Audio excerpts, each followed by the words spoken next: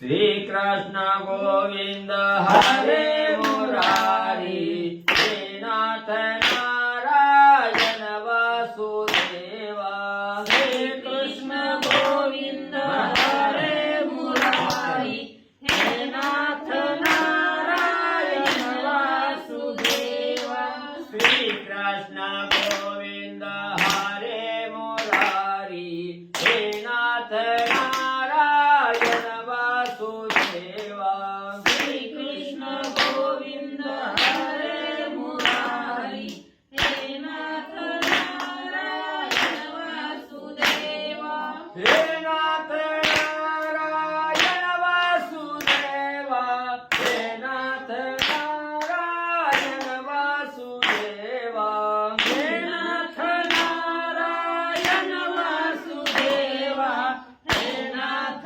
नारायण वासुदेवा हे नाथ नारायण वासुदेवा हे नाथ नारायण वासुदेवा श्री कृष्ण गोविंद हरे मुरारी हे नाथ नारायण वासुदेवा श्री कृष्ण गोविंद हरे मुरारी हे नाथ नारायण वासुदेवा श्री कृष्ण गोविंद हरे मुरारी हे नाथ नारायण वासुदेवा श्री कृष्ण गोविंद हरे मुरारी हे नाथ नारायण वासुदेवा श्री कृष्ण गोविंद हरे मुरारी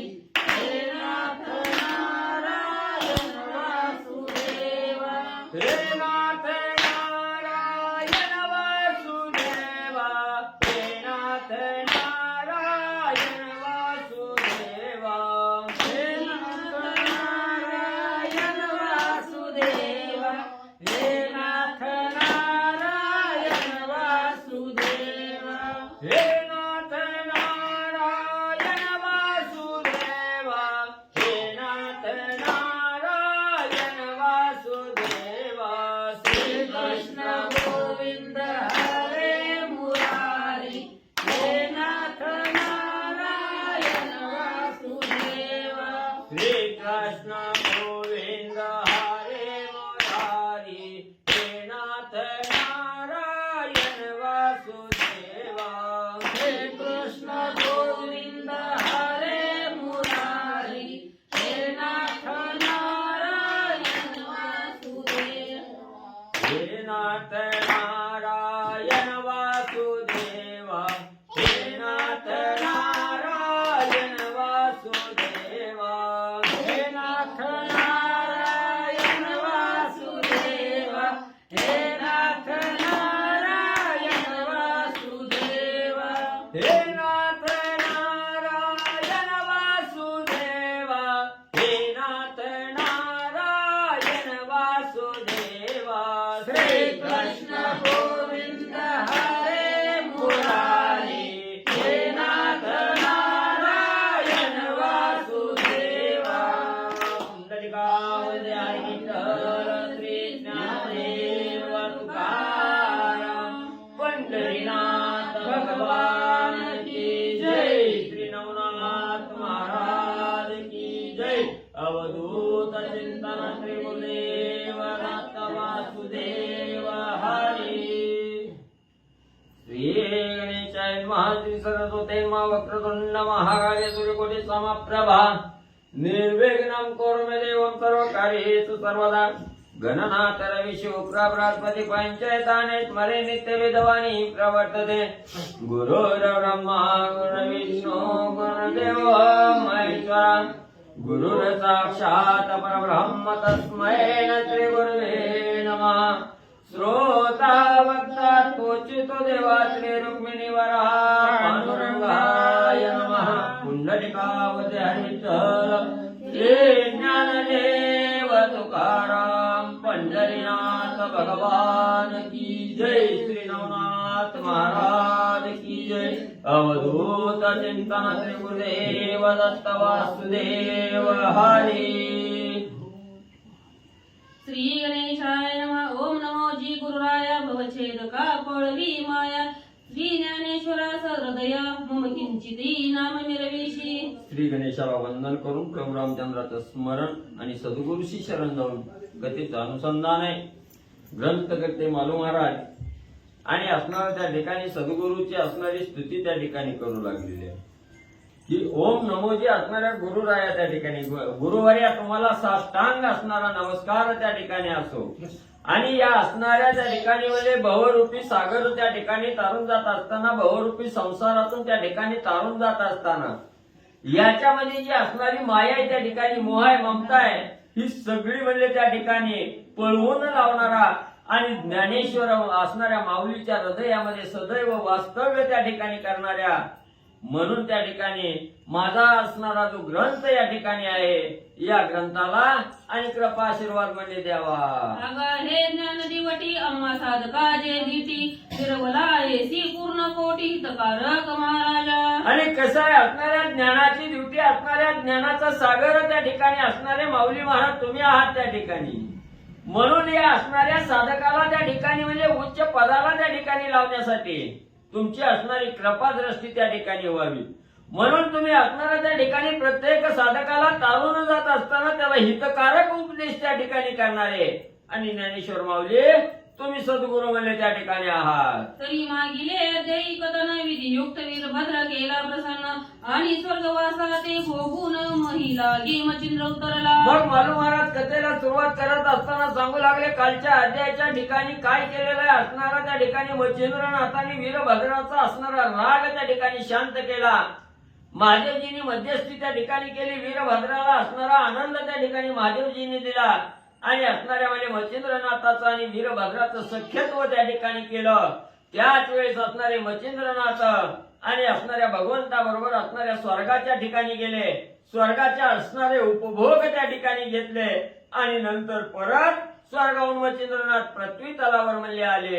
आणि वज्रवाटिके वज्र भगवती तोशिले स्नानाप्रती उष्णोदकी भोगावती जगा माझी मिरविली. आणि त्यानंतर असणाऱ्या म्हणजे मच्छिंद्रनाथांनी असणाऱ्या त्या ठिकाणी भोगावतीच्या असणाऱ्या गरम पाण्यानं असणाऱ्या वज्र भगवतीला असणारं स्नान त्या ठिकाणी घातलं आणि भोगावतीला असणाऱ्या म्हणजे त्या ठिकाणी भगवती देवीला असणारं प्रसन्न त्या ठिकाणी केलं आणि जगामध्ये असणाऱ्या भगवती मातेची कीर्ती आणि त्या ठिकाणी म्हणजे पसरवली. या परी द्वारका करुणी तीर्थ गोमती स्नान विधी यथार्थ करुणी या द्वारकानाथ प्रसन्न चित्ती या गळा. मग यानंतर असणाऱ्या द्वारकेच्या ठिकाणी म्हणजे असणारे मच्छिंद्रनाथ त्या ठिकाणी गेले. तिथं असणाऱ्या गोमती नदीचं स्नान त्या ठिकाणी केलं.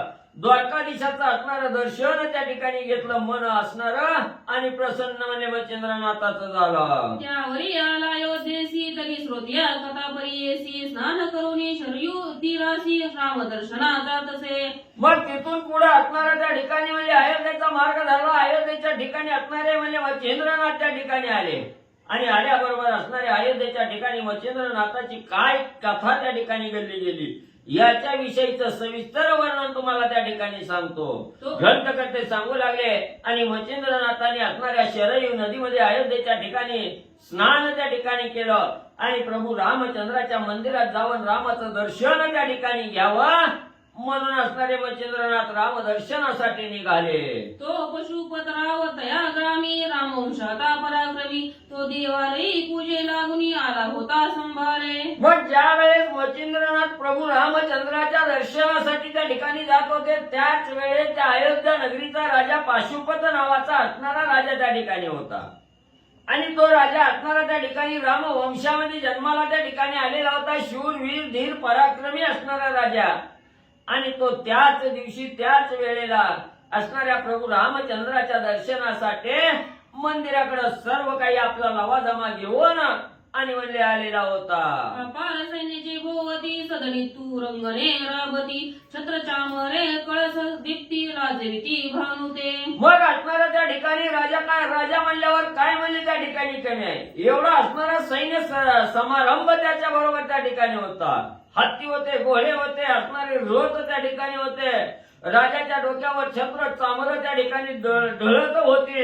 एवढंच नाही, असणाऱ्या सूर्याला सुद्धा लाजवेल असं तेज आणि त्या असणाऱ्या छत्राचा पडत होत.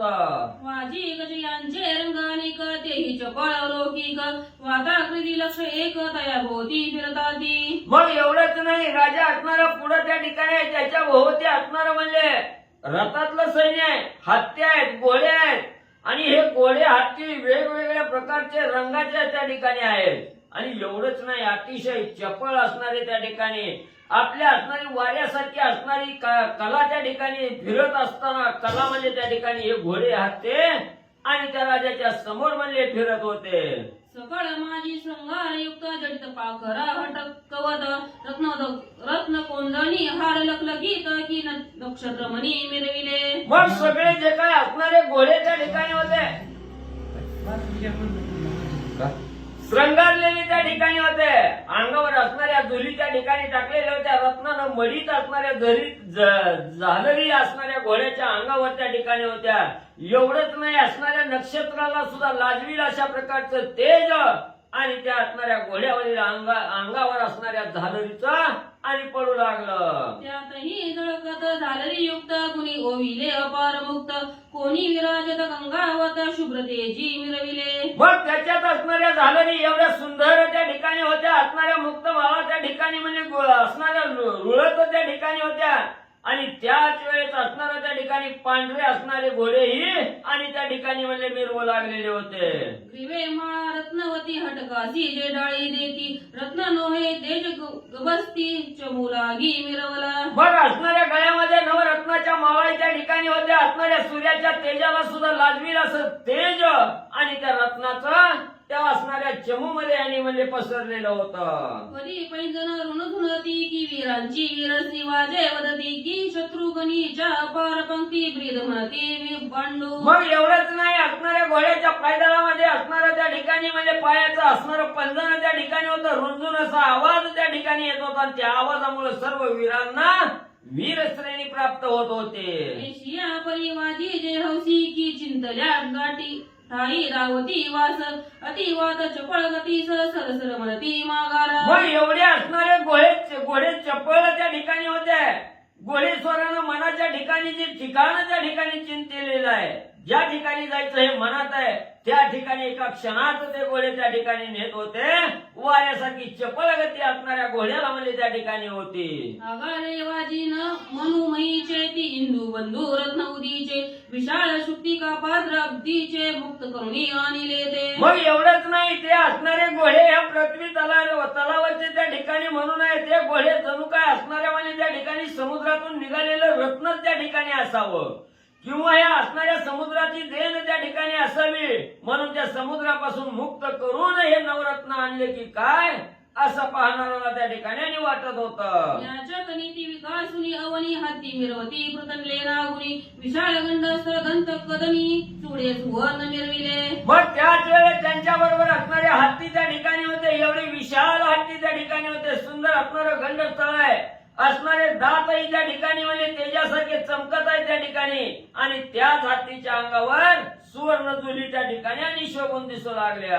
अटक व्यक्त त्या भूषण हौंदे अंबर्या दिप्यमान की व्रत नाम हिचे न ते पूर्ण भावनी येसी. मग एवढं असणाऱ्या त्या हत्तीच्या अंगावर भूषण त्या ठिकाणी घातलेली होती. हौदा अंबेरियाला असणारं रत्न जडीत त्या ठिकाणी केलेलं होतं. त्याच्यामुळे या असणारे हत्ती अतिशय शोभून दिसू लागले. अपार सैन्य भूसंभार पाता उचलिले ते गिरीवर की पर्वत माता तरू शृंगार कैसा पातका गजवृष्टी. मग एवढंच नाही, असणाऱ्या त्या हत्ती बरोबर सैन्यही असंख्य सैन्य आहे त्या ठिकाणी. ह्या असणाऱ्या झालरीवर म्हणजे त्या ठिकाणी एवढ्या असणाऱ्या पताका त्या ठिकाणी लावलेल्या आहेत, जणू की काय असणारा भला मोठा पर्वत असावा, त्या पर्वताला श्रंगार केलेला असावा. अशा प्रकारचं पर्वतासारखं दैदिप्यमान असणारा हत्ती आणि त्या ठिकाणी दिसू लागलं. एकाहून एकाधिक महारथी ते युद्ध कामुक 10 सहस्र राय सवे लोक युद्ध कामुक असती. आणि एकाहून एक अधिक वीर त्या ठिकाणी होते. असणाऱ्या त्या ठिकाणी रथी महारथी होती. युद्धामध्ये असणारी पारंगत असणारी श्रेष्ठ, युद्धामध्ये श्रेष्ठ त्या ठिकाणी असणारी असे 10,000 सेवक आणि त्या पाशुपत राजाबरोबर दर्शनासाठी म्हणजे आलेले होते. युद्धशास्त्री चतुर सुमग की परम शक्ती सदेती दम ऐसे प्रतापी कसोम इंद्र सुखा गळे की. मग त्या ठिकाणी इंद्र सुखासारखं सुख असणारा राजा त्या ठिकाणी होता. युद्धामध्ये चतुर असणारं सैन्य त्यांच्या बरोबर त्या ठिकाणी होतं. अतिशय बलाढ्य शक्तिमान असणारं सैन्य आणि या राजाबरोबर म्हणजे आलेलं होतं. पायीचे पायदळ अपार वस्त्राभरणी मंडिताकार छडीदार आणि चोपदार जासूद हलकारे मिरवती. आणि तसंच पायी चालणारं पायदळ सैन्य ही त्या ठिकाणी होतं. अतिशय वस्त्रभरण्य असणारा अलंकार त्या ठिकाणी म्हणजे सोबत होते. एवढंच नाही, छडीदार चोपदार सेवकही असणारे आणि त्या राजाच्या अवतीभोवती म्हणजे फिरत होते. हेमभूषणी मुक्तमाळा सगळं पायी का दळकती गळा जडित रत्नी अतिचे जळा हिमंकार करंगवळी. मग असणाऱ्या सुवर्णाची भूषणं असणाऱ्या मुक्तमाळा गळ्यामध्ये त्या ठिकाणी शोभून दिसू लागलेले आहे. एवढे असणारे सेवक त्या ठिकाणी होते. त्या सेवकाच्या अंगावरही असणारे रत्न जडित असणारे अलंकार आणि त्या ठिकाणी म्हणजे शोभून दिसत होते. काही अंगुळी मुद्रिका गहन हेम मुक्ते ते मिरवती श्रवण पाहते पणी राणी वपन भार पडेल तो कांते. मग असणाऱ्या लोकांना आपला दबदबा त्या ठिकाणी लागावा. लोकांना असणारी आपल्या विषयीची असणारी भीती त्या ठिकाणी वाटावी. म्हणून असणाऱ्या राजाने आपल्या हाताच्या दाही बोटामध्ये असणाऱ्या अंगठ्यामध्ये त्या ठिकाणी परिधान केलेल्या होत्या, मुद्रिका घातलेल्या होत्या आणि सुवर्णयुक्त असणाऱ्या कानामध्ये कुंडलही त्या ठिकाणी होते. एवढा असणारा शोभिवंत राजा आणि पाशुपत नावाचा राजा रामदर्शनासाठी आणि मंदिराकडे म्हणजे आलेला मच्छिंद्रनाथाने बघितला. असो येशी अपार संपत्ती मिरवला पशुपत अयोध्यापती ते सगळं दाटी देवळा भोवती राजीने मिरवली. मग असो आयुष्य असणाऱ्या अपार संपत्तीचा मालक त्या ठिकाणी असणारा अयोध्या नगरीचा राजा पाशुपत त्या ठिकाणी होता आणि एवढं आपलं सगळं सैन्य घेऊन या असणाऱ्या राम मंदिराच्या जवळ त्या ठिकाणी आलेला आहे. त्याच्या मागोमाग त्याचं सैन्यही आणि त्या ठिकाणी म्हणजे दिसलं गेलं. त्या तशी रामदर्शना कारण जाता झाला योगद्रुम परी ते द्वारपाळ परम नाथा लागी बोलत. मग असणाऱ्या प्रभू रामचंद्राच्या दर्शनाच्या निमित्तानं हा असणारा पशुपत राजा मंदिराकडे त्या ठिकाणी आलेला आहे. मंदिरामध्ये जाऊन असणाऱ्या रामदर्शनाची आतुरतेनं वाट त्या ठिकाणी बघत आहे आणि त्याच वेळेस हा असणारे मच्छिंद्रनाथाची स्वारी तिथं त्या ठिकाणी आली आणि मच्छिंद्रनाथही रामदर्शनाला त्या ठिकाणी जाणार. तेवढ्यात राम मंदिरामध्ये असणारे जे रक्षक होते, द्वारपाल होते, त्यांनी असणाऱ्या मच्छिंद्रनाथाला त्या ठिकाणी थांबवून काय असणारे सेवक बोलू लागले. परम पाप संचला तुंबळ तेव्हा मिरवे द्वारपाळ प्रथम धर्मा लागी काळ अधर्म परी मिरवत असे. मग ग्रंथकर्ते त्या ठिकाणी सांगताय जे असणाऱ्या देवताच्या दारावर जे रखवालदार त्या ठिकाणी असतात किंवा द्वारपाळ त्या ठिकाणी असतात, हे द्वारपाळाची असणारी चाकरी कवामध्ये त्या ठिकाणी एखाद्या साधकाला मिळते. आपल्या ह्या आयुष्यामध्ये असंख्य पाप त्या ठिकाणी जर आपल्या हातून घडलं तर असणाऱ्या भगवंताच्या दारात द्वारपाळाचं काम त्याला त्या ठिकाणी म्हणजे करावं लागतं. पहिलं असणारं त्या ठिकाणी म्हणजे धर्मानुसार असणारं कार्य न करता धर्माला दूषण लागेल असं कार्य ज्यानं त्या ठिकाणी केलं, अधर्मानं त्या ठिकाणी जो वागला त्याला असणाऱ्या भगवंताच्या दारात द्वारपाळाचं काम म्हणजे मिळतं. या धर्मद्वारीचे म्हणती श्वान ते द्वारपाळ द्वार रक्षण आपण बुडवून यजमान बुडवू पाहती निश्चय. मग जे असणारे द्वारपाळ म्हणजे असणाऱ्या मंदिराच्या दारावर त्या ठिकाणी असतात, ते द्वारपाळ म्हणजे असणाऱ्या धर्माला आडवं येणारं कुत्रं म्हणजे त्या ठिकाणी म्हणतात. म्हणून त्यांना असणारं चांगलं कळत नाही, वाईट त्या ठिकाणी कळत नाही. आणि द्वारपाळाचं लक्षण काय असतं त्या ठिकाणी, स्वतः तर बुडायचं पण दुसऱ्याला सुद्धा त्या ठिकाणी बुडवायचं. म्हणजे जो असणारा त्या ठिकाणी शुद्ध अंतःकरणानं भगवंताच्या दर्शनाला त्या ठिकाणी आलाय पण त्याला भगवंतापासून लांब त्या ठिकाणी ढकलायचं, त्याला आडकाठी त्या ठिकाणी आणायची, हे कार्य आपल्या हातून ज्यावेळेस पापात्मक कर्म त्या ठिकाणी घडतं, पापात्मक कर्माचा मोठा संचय त्या ठिकाणी होतो, तेव्हा द्वारपाळाचं काम म्हणजे करावं लागतं. महानष्ट जाता समोर कदा म्हणती लहान थोर न भिडेची ती परमनिष्ठूर वाचे कठोर बोलती. बघा म्हणजे असणाऱ्या एखाद्या मंदिरात त्या ठिकाणी भगवंताच्या दर्शनासाठी जावा, तिथं असणारा म्हणजे काठी हातात घेऊन असणारा द्वार रक्षक म्हणजे त्या ठिकाणी असतो. तो आपल्याला जाता जाता थांबवतो दारावर त्या ठिकाणी आणि कसं असणाऱ्या मंदिरामध्ये भगवंताचं दर्शन त्या ठिकाणी घ्यायचं म्हणजे की मागून काठीनं डवतो तो पुढे चला म्हणून त्या ठिकाणी लावतो आणि त्याला म्हणजे असणारं बोलण्याचं तारतम्य सुद्धा त्या ठिकाणी नसतो. समोरच्याचं अंतकरण दुखतं का नाही दुखत त्यावेळेस तो द्वारपाळ त्या ठिकाणी अपशब्दाचा मारा त्या ठिकाणी करतो, अहित त्या ठिकाणी बघतो आणि असणारा महानष्ट असणारा द्वारपाळ त्या ठिकाणी असतो. त्याला लहान कळत नाही, मोठं त्या ठिकाणी कळत नाही, निष्ठुर शब्दानं त्या ठिकाणी आणि म्हणले बोलतो. सप्त जन्म तस्कर नीती शतभ्रमा त्या दया घडती तेव्हा तो पावे द्वारपाळ क्षिती धर्म विनाश रायाचा. मग जो असणारा त्या ठिकाणी म्हणजे 7 जन्म म्हणजे असणारा त्या ठिकाणी चोरी करतो म्हणजे त्या ठिकाणी, किंवा असणाऱ्या 100 ब्रह्महत्या त्याच्या हातून म्हणजे त्या ठिकाणी घडलेल्या असतात, त्यावेळेस त्याला द्वारपाळाचं काम म्हणजे त्या ठिकाणी लागतं. आणि जो द्वारपाळ त्या ठिकाणी होतो तो धर्माचा नाश करणारा त्या ठिकाणी असतोय, म्हणून त्याला द्वारपाळाची आणि सेवा द्वारपाळाची चाकरी आणि म्हणजे करावी लागते. परी द्वारपाळ राजद्वारी असती सगळं पचिंद्र जाता उता वेळ हटपुरी डंभ गेली असे. बरं, असे हे अविचारी धर्माचा विनाश त्या ठिकाणी करणारी अविवेकी असणारी द्वारपाळ त्या ठिकाणी असतात. धर्माला आड येणारं पुत्र त्या ठिकाणी असतं, म्हणून असे अनेक द्वारपाळ म्हणजे राजाच्या दरबारामध्ये त्या ठिकाणी असतात. आणि त्याच वेळेस मचिंद्रनाथाची स्वारी प्रभू रामचंद्राच्या दर्शनासाठी आली, त्यावेळेस त्या द्वारपाळाने अविचारी अविवेकी असणाऱ्या द्वारपाळाने लगेच असणाऱ्या मचिंद्रनाथाला मंदिरात जाण्यापासून रोखलं आणि काय बोलू लागले. तीव्रवाचे बोलती वचन म्हणती कान फाडूनी बुद्धिहीन कोठे जाशी तांदळीने मतिमंद हे मूर्ख. आणि मचिंद्रनाथाला दारावर त्या ठिकाणी अडवलं. द्वारपाळाने मागचा पुढचा विचार केला नाही, लहान आहे थोर आहे याचा विचार त्या ठिकाणी केला नाही. सांगू लागले, अरे असणाऱ्या बुद्धिहीन अनिष्ट म्हणजे त्या ठिकाणी कुठनं म्हणजे असणारं कान फाडून म्हणजे जोगी रूपात त्या ठिकाणी आलाय आणि न विचारता धाकदार म्हणजे असणाऱ्या मंदिरात म्हणजे त्या ठिकाणी जायला लागला. तो मूर्ख आणि मतिमंद आहे, कुठं म्हणजे न विचारता पुढे जाऊ लागला, असं द्वारपाल मचिंद्रनाथाला बोलू लागले. भ्रष्टा तू ते कैसे कळे ना की रावाला हे दर्शना त्या ते तू दाशी बुद्धिहीन सर परता मागारा. मग ते द्वारपाल म्हणू लागले, हे असणाऱ्या भ्रष्टा नष्ट आहे म्हणजे तू या ठिकाणी मूर्ख आहे, तुला कळतं का म्हणजे इतर राजा म्हणजे दर्शनाला आलाय, त्या राजाला अजून म्हणजे त्या ठिकाणी दर्शन घ्यायचंय, असणारं पुढं जायचंय, तर वरच म्हणजे त्या राजाच्या पुढं म्हणजे त्या ठिकाणी निघाला. तुझी असणारी बुद्धी हीन म्हणजे त्या ठिकाणी झालेली आहे. हो म्हणजे बाजूला राजाला दर्शन झाल्याशिवाय कोणालाही दर्शन त्या ठिकाणी मिळणार नाही.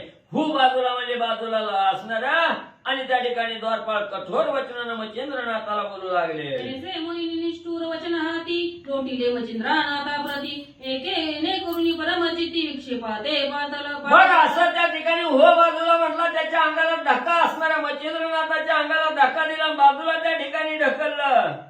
त्याच वेळेस मचिंद्रनाथाला अतिशय चित्ताच्या ठिकाणी राग त्या ठिकाणी आला, विक्षेप मनामध्ये त्या ठिकाणी झाला आणि मचिंद्रनाथ पुढे काय त्या ठिकाणी करू लागले.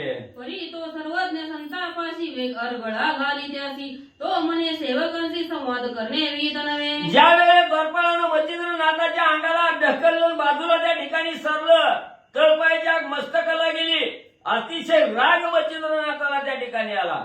पण क्षणभंगूर विचार त्या ठिकाणी केला आणि आपल्या असणाऱ्या रागाला आवर घातली, विवेकाला जागृत मचिंद्रनाथांनी त्या ठिकाणी केलं.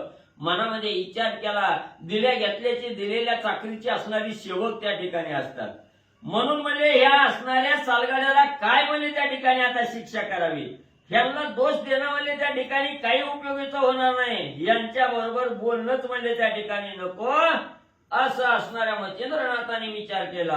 पती स्वाधीन पतिव्रता की पात्र सोये वाये सरिता देवी बुद्धी करुणी पशुपता सेवक सेवा आव्हानी ती. मग सेवकाचं काय काम असतं म्हणजे जसं असणारी स्त्री पतीच्या आज्ञेत त्या ठिकाणी असते, पतीच्या शब्दाबाहेर असणारी पत्नी त्या ठिकाणी जात नाही, किंवा असणाऱ्या पाण्याचा झरा जसा उतार त्या ठिकाणी मिळेल त्या उतारानं म्हणजे असणारं पाणी त्या ठिकाणी वाहतं.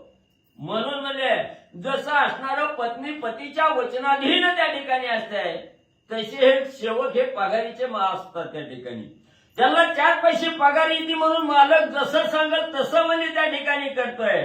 म्हणून आपण असणाऱ्या सेवकाला दोष देणं चुकीचं आहे. की सुई मागे गुंतो जाता की मित्रा मागे रश्मी येता धनु बुद्धी पशुपता सेवक सेवा आव्हानी ती. किंवा म्हणजे असणाऱ्या सुई आहे म्हणजे त्या ठिकाणी आणि सुईच्या छिद्रातून दोरा त्या ठिकाणी वावायचा आहे, मग ते छिद्र दिसल्याबरोबर दोरा आपोआप म्हणजे त्या सुईच्या मागामध्ये त्या ठिकाणी जातो, किंवा असणारा सूर्य जसा जसा पुढे जाईल त्याच्याबरोबर त्याचं असणारी किरण म्हणजे त्याच्याबरोबर त्या ठिकाणी जातात. सूर्याला सोडून किरण त्या ठिकाणी राहत नाही. तसं म्हणजे हे असणाऱ्या पाशुपत राजाची जशी बुद्धी आहे, जसे विचार आहेत, त्या विचाराप्रमाणे त्याचे सेवकही त्या ठिकाणी आचरण करतात. अशा प्रकारे मच्छिंद्रनाथ विचार करू लागले की रत्ना मागे सकळ कडा माऊली सवे राहुणा बाळा तदनु बुद्धी अयोध्या नृपाळा सेवक सेवा आव्हानी ती. किंवा म्हणजे असणाऱ्या त्या ठिकाणी रत्न आहे, त्या रत्नाचं तेज त्याच्याप्रमाणेच म्हणजे त्या ठिकाणी पसरतं. किंवा जसं आई पुढे जाईल तसं असणारं लहान बाळ आहे, बाळ ही आईच्या मागं म्हणजे त्या ठिकाणी जातं. जिकडं आई जाते तिकडं बाळ म्हणजे त्या ठिकाणी जातं. किंवा आईच्या विचारावर असणारा बाळ त्या ठिकाणी म्हणजे वागतो. तसा हा पाशुपत राजा अयोध्या नगरीचा राजा आहे त्या ठिकाणी. मग या राजा जसं सांगल तसं सेवक त्या ठिकाणी काम करतात. सेवकाला एकच असतं, मालकाचं ऐकलं 4 पैसे घेऊन घरी जाणं, म्हणून सेवकाला दोष देऊ नये. की माळी मळ्याचा योजनी पंत संयुक्त सोडी उदकात तदनु बुद्धी पशुपत सेवक सेवा आव्हानी ती. किंवा असणारा म्हणजे शेताचं राखण करणारा शेतकरी आहे, किंवा असणाऱ्या बागेचं रक्षण करणारा माळी आहे त्या ठिकाणी. माळी असणारा त्या ठिकाणी आपली बाग कुणीकडे त्याचा मार्ग त्या ठिकाणी धरून जातो. त्याचं मालकानं सांगितल्याप्रमाणे रोज त्या असणाऱ्या झाडाला पाणी देणं, बागेला पाणी देणं हे कार्य त्याचं त्या ठिकाणी असतं. कारण मालकानं सांगितलेलं असतं, म्हणून ते काम त्या ठिकाणी चोख बजावायचं. हा सेवकाचा असणारा धर्म आहे त्या ठिकाणी. म्हणून म्हणजे त्यानुसार असणाऱ्या पाशुपत राजानं ह्याला सांगितलं, म्हणून ही असणारं कार्य त्या ठिकाणी करू लागलेलं आहे. असा विचार मच्छिंद्रनाथांनी केला. शब्दा सद्गुणवाणी बोधी सकळा वेग खानी बंधनी निर्मोनी विक्षेप मनाचे चरणी घालिता झाला महाराजा. मग असा हा सद्गुणाची खाण असणाऱ्या मच्छिंद्रनाथ आहे. आणि त्याने ही बोधरूपी मनावर असणारी आरगळ त्या ठिकाणी घातली. विवेकाला जागृत त्या ठिकाणी केलं, राग शांत त्या ठिकाणी केला. मनाच्या ठिकाणी जो विक्षेप आलेला होता, जो राग आलेला होता, त्या रागावर ही विवेकरूपी असणारी आरगळ त्या ठिकाणी टाकली. रागाला शांत त्या ठिकाणी मच्छिंद्रनाथांनी म्हणजे केलं. बरी बुद्धी प्रकरण आणि सुचले दया कारण ही सेवकांते काय बोलून शिक्षा देऊ राजा ते. मग असणाऱ्या त्या ठिकाणी बुद्धीमध्ये उजेड त्या ठिकाणी पडला, प्रकाश पडला. बुद्धीला ज्ञानाची चालना त्या ठिकाणी मिळाली आणि विचार त्या ठिकाणी केला मच्छिंद्रनाथांनी की आता ह्या एवढ्या सेवकाला दिल्या भाकरीचे दिल्या चाकरीचे सेवक त्या ठिकाणी आहेत. म्हणून ह्यांनी आपल्याला अडवलं, म्हणून रागाच्या भरात ह्यांना त्या ठिकाणी ताडण करणं किंवा ह्यांना शिक्षा त्या ठिकाणी लावणं किंवा ह्यांना वेळ तर त्या ठिकाणी बोलून आपली वेळ वाया घालवणं हे काही बरोबर त्या ठिकाणी नाही. तर आता सेवक सोडो आणि मुख्य जो असणारा पाशुपत राजा आहे, हे राजाला शिक्षा म्हणजे देऊ. हे करावं अराटीता संपूर्ण सेवका ते राटी व्यथा जेवी गवसनी मित्र घालिता रश्मी तोडती सहजची. कसं आहे म्हणजे असणारा एका राजाला शिक्षा लावली की सगळ्या सेवकाला म्हणजे त्या ठिकाणी त्याचा असणाऱ्या वेदना म्हणजे त्या ठिकाणी होतात. म्हणून पहिल्यांदा राजा आकळला की बरोबर सेवक सुद्धा म्हणजे त्याच्या बरोबर असणारे गार त्या ठिकाणी होतात. जसं म्हणजे असणाऱ्या वळचणीला असणारं म्हणजे त्या ठिकाणी जसं आग त्या ठिकाणी लावावी सूर्य आणि किरण. मग जसं म्हणजे असणारं त्या ठिकाणी सूर्य आहे म्हणजे सूर्याचं असणारं तेज त्या ठिकाणी आहे. त्या तेजाबरोबर सूर्याबरोबर जशी सूर्याची किरण त्या ठिकाणी आपोआप म्हणजे सूर्याच्या मागे त्या ठिकाणी जातात, तसं म्हणजे या ठिकाणी राजाला शिक्षा दिली की असणाऱ्या सेवकाला सुद्धा दुःख आणि त्या ठिकाणी म्हणजे होतं. शरीरी कोठे घालिता गाय परिसरोपरी दुःख होय तदनु शिक्षा योजिता राया दुःख मिरवी व्रत नेते. किंवा म्हणजे असणारं शरीर आहे, शरीराच्या पायाच्या बोटाला जरी काटा त्या ठिकाणी टोचला गेला, काटा रुतला तर सगळ्या शरीराला वेदना त्या ठिकाणी होतात. कुठल्याही शरीराच्या एका अवयवाला असणारी जखम झाली की सगळं दुःख असणाऱ्या शरीराला त्या ठिकाणी भोगावं लागतं. म्हणून म्हणजे आता फक्त असणाऱ्या राजाला शिक्षा त्या ठिकाणी द्यायची. राजाला शिक्षा दिली की सगळ्या असणाऱ्या सेवकाला सुद्धा शिक्षेची बाधा म्हणजे होते. ऐसे योजनी मच्छिंद्रनाथा भस्मची मोठी कवळी हाता सर्पशास्त्र मंत्र प्रयुक्त रामनामी जल्पला. मग असा विचार त्या ठिकाणी केला. मुख्य राजा धरायचा, राजाला शिक्षा त्या ठिकाणी लावायची असा विचार मच्छिंद्रनाथांनी केला. काटेमध्ये असणाऱ्या भस्माची झोळी होती, त्याच्यात हात त्या ठिकाणी घातला. भस्माची चिमुटी त्या ठिकाणी घेतली. त्या असणाऱ्या चिमुटीवर स्पर्श अस्त्राचा मंत्र त्या ठिकाणी जपला गेला आणि रामनामाचं स्मरण करत तो असणारा मंत्र. एकीकडे पाशुपत देवबंधू बुद्धांजली ओवनी प्रणत रामासमुख दंडवाट मही मस्तक ठेवीतसे. मग ते असणारी भस्म चिमुटी हातामध्ये घेतली, त्याच्यावर असणारा स्पर्शास्त्राचा मंत्र त्या ठिकाणी जपला आणि थोडा वेळ असणारा मंत्र त्या ठिकाणी म्हणत असताना इकडे असणारा राजा ह्या प्रभू रामचंद्राच्या मंदिरामध्ये त्या ठिकाणी आलेला आहे. दोन्ही हात त्या ठिकाणी जोडलं आणि भगवंताच्या समोर त्या ठिकाणी हात जोडून दंडवत घालण्यासाठी आपलं असणारं मस्तक आणि असणाऱ्या जमिनीवर म्हणजे त्या ठिकाणी टेकवलं. नमस्कार असणारा पाशुपत राजा डोकं टेकवून घालू लागलेला असताना तो स्पर्श मंत्र एवढी निकट करिता झाला अंगी जगट होता मही पाट भाळा जड झालीसे. आणि तेवढ्यात मध्यंतरी नाकाने ती असणारी स्पर्शास्त्राची भस्म चिमुटी त्या ठिकाणी सोडली गेली. सोडल्याबरोबर जो राजा असणारा डोकं जमिनीवर टेकून ज्यावेळेस असणाऱ्या भगवंताला प्रभू रामचंद्राला नमस्कार त्या ठिकाणी घालीत होता, तेवढ्या ती असणारी भस्म चिमुटी त्या असणाऱ्या पाशुपत राजाच्या अंगाला जाऊन झगटली. झगटल्या बरोबर असणारं जे कपाळ त्या ठिकाणी होतं, डोकं होतं, जे फरशीला त्या ठिकाणी चिटकवलेलं होतं, जमिनीला असणारं टेकलेलं होतं, ते तसं त्या स्पर्शास्त्रामुळं जमिनीला म्हणजे चिटकून राहिलं. उठू पाहे क्षणी युक्त न सोडी मैदिनी भाळ पदादी उभयपणी महियुक्त झाली ती. मग असणारा पाशुपत राजा दर्शन झालं, उठावं म्हणून विचार करू लागला, उठण्याचा प्रयत्न त्या ठिकाणी करू लागला. पण जी मही व्यक्त असणारं त्या ठिकाणी डोकं झालेलं होतं, महिलाची चिटकून असणाऱ्या जमिनीला चिटकून असणारं कपाळ त्या ठिकाणी पडलेलं होतं, ते कपाळ काही केल्या उचललं ना गेला. कितीही ताकद त्या ठिकाणी लावली तरी धरणी वेगळं असणारं डोकं त्या ठिकाणी होईना. करिता यज्ञ भूंता परी परी विभक्त हे कदा धरित्री बहुश्रमला नाना परी उपाय काही चालेना. मग अनेक प्रयत्न केले, इकडं वाकायचा तिकडं वाकायचा, मागं पुढं त्या ठिकाणी प्रयत्न केला, डोकं उचलण्याचा प्रयत्न केला, पण काही केल्या जमिनीपासून डोकं काही विलग त्या ठिकाणी होईना गेलं. अतिशय कष्टी असणारा राजा त्या ठिकाणी झाला. मग बोलावून सेवका मंत्री वृत्तांत सांगे झाल्या परी म्हणे कदा न सोडी धरित्री व्यक्त झाली सर्वस्वे. मग लगेच आपल्या असणाऱ्या सेवकाला जवळ त्या ठिकाणी बोलवून घेतलं, मंत्र्याला बोलवून घेतलं आणि सांगू लागला, काही केल्यानं म्हणजे माझं असणारं डोकं म्हणजे या गहणीला म्हणजे त्या ठिकाणी चिटकलंय आणि गहणी काय म्हणजे माझं मुंडकं त्या ठिकाणी सोडीना. काय करावं म्हणून असणाऱ्या मंत्र्याला आणि होणारा त्रास पाशुपत राजा सांगू लागला. हरी मंत्री बुद्धिमत एकदाची तेव्हा बाहेर येत सेवका कुसे रळी मात कोणी कोणा ते झाली का. राजाने सांगितलं, बाबा मी खाली वाकलोय तसाच म्हणजे वाकून त्या ठिकाणी गेलोय, मला सरळ व्हायला येईना, धरणीला डोकं चिटकलेलं त्या ठिकाणी बाजूला होईना गेला. मंत्र्यानं राजाचं बोलणं त्या ठिकाणी ऐकलं, त्याच्या मनामध्ये काहीतरी विचार त्या ठिकाणी आला. राजाचं बोलणं ऐकलं, तसाच असणारा म्हणजे मंदिराच्या बाहेर त्या ठिकाणी आला आणि जी काय असणारी सगळी प्रजा होती, लोक होते, त्यांच्यामध्ये येऊन तो असणारा सद्बुद्धीचा प्रधान त्या ठिकाणी विचारू लागला, बाबा तू इथं कुणी कुणाला खोऱ्या केल्या का, कोणी कुणाचं भांडण तंटा काही म्हणजे झालाय का. मनात म्हणे कोणी जती आला असेल नगराप्रती गांधीला असेल राजदूती म्हणून शोभला असेल तो. पुन्हा असणाऱ्या म्हणजे त्या ठिकाणी त्या मंत्र्यानं मनात विचार त्या ठिकाणी करू लागला की कोणतरी असणारा जती म्हणजे आपल्या गावात त्या ठिकाणी आला असावा. त्या जतीला म्हणजे कुणीतरी या आपल्या गावातील लोकांनी त्या ठिकाणी त्रास दिला असेल, गांजून त्या ठिकाणी सोडला असेल, म्हणून म्हणजे तो असणारा जती हित म्हणजे असणारा क्रोधानं म्हणजे कोपलेला असावा.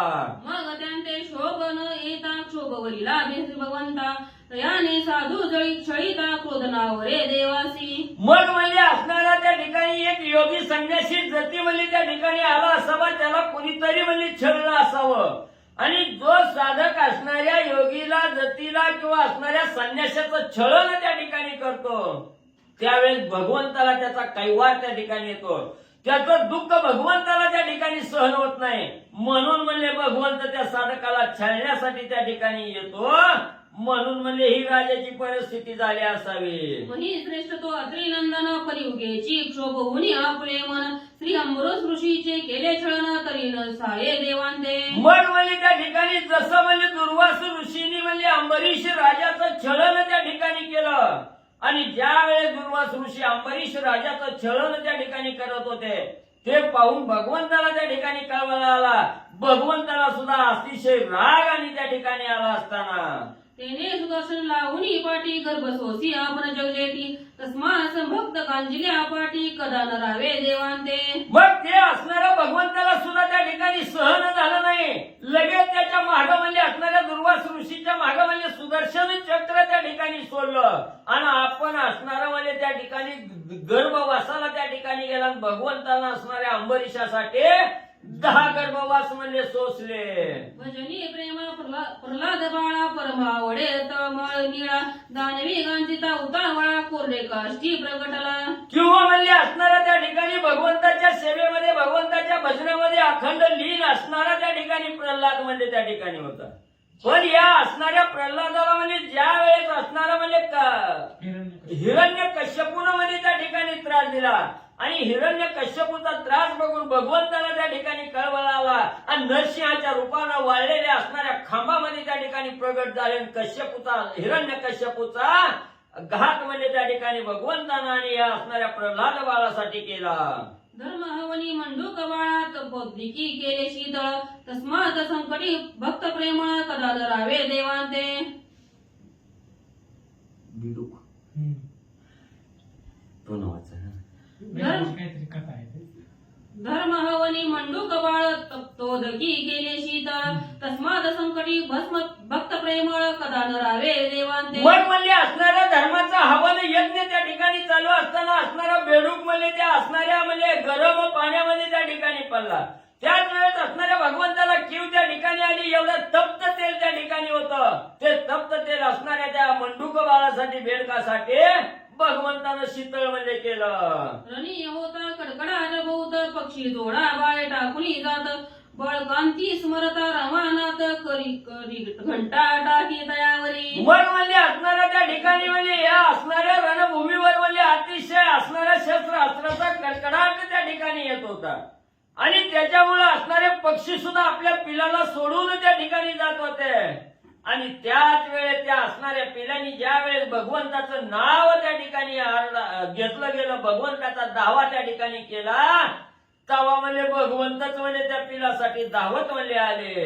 पारधी पक्षी प्राणहरिणी व्याळ रूप झाले चक्रपाणी तस्मात दासांचा छळ कोणी कदा काळी करू नये. तसं म्हणजे असणाऱ्या एखाद्या शिकाऱ्याच्या असणाऱ्या म्हणजे त्या ठिकाणी हातात म्हणजे एक पक्षी म्हणजे त्या ठिकाणी आला. त्या पक्षाचं हरण असणारा तो शिकारी त्या ठिकाणी करणार.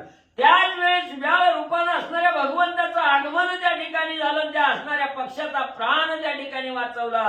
तसं म्हणजे दासाचं असणाऱ्या सेवकाचं जो छळण त्या ठिकाणी करील त्याचा कैवार भगवंताला त्या ठिकाणी येतो. दावतच भगवंत येतो आणि त्या आपल्या सेवकाला त्या ठिकाणी म्हणजे रक्षण करतो. जळी पदाते नक्र ओढी स्मरता धावता पितांजळी सुदर्शन प्रेरिवनी घाली उडी निज दासा रक्षावया. मग त्या ठिकाणी असणारं म्हणजे ज्या वेळेस असणाऱ्या नखराचं आणि असणाऱ्या हत्तीचं म्हणजे त्या ठिकाणी पाण्यामध्ये युद्ध त्या ठिकाणी लागलं. नखरानं ज्या वेळेस हत्तीच्या पायाला त्या ठिकाणी धरलं, सोडीनाच गेला, त्यावेळेस हत्तीनं असणारं त्या ठिकाणी अनेक घरच्या सगळ्या बायका लेकरं मुलं सगळ्याला त्या ठिकाणी बोलवलं, सांगितलं माझी असणारी म्हणजे त्या ठिकाणी सोडवणूक करा, नखरानं मला धरलेला आहे.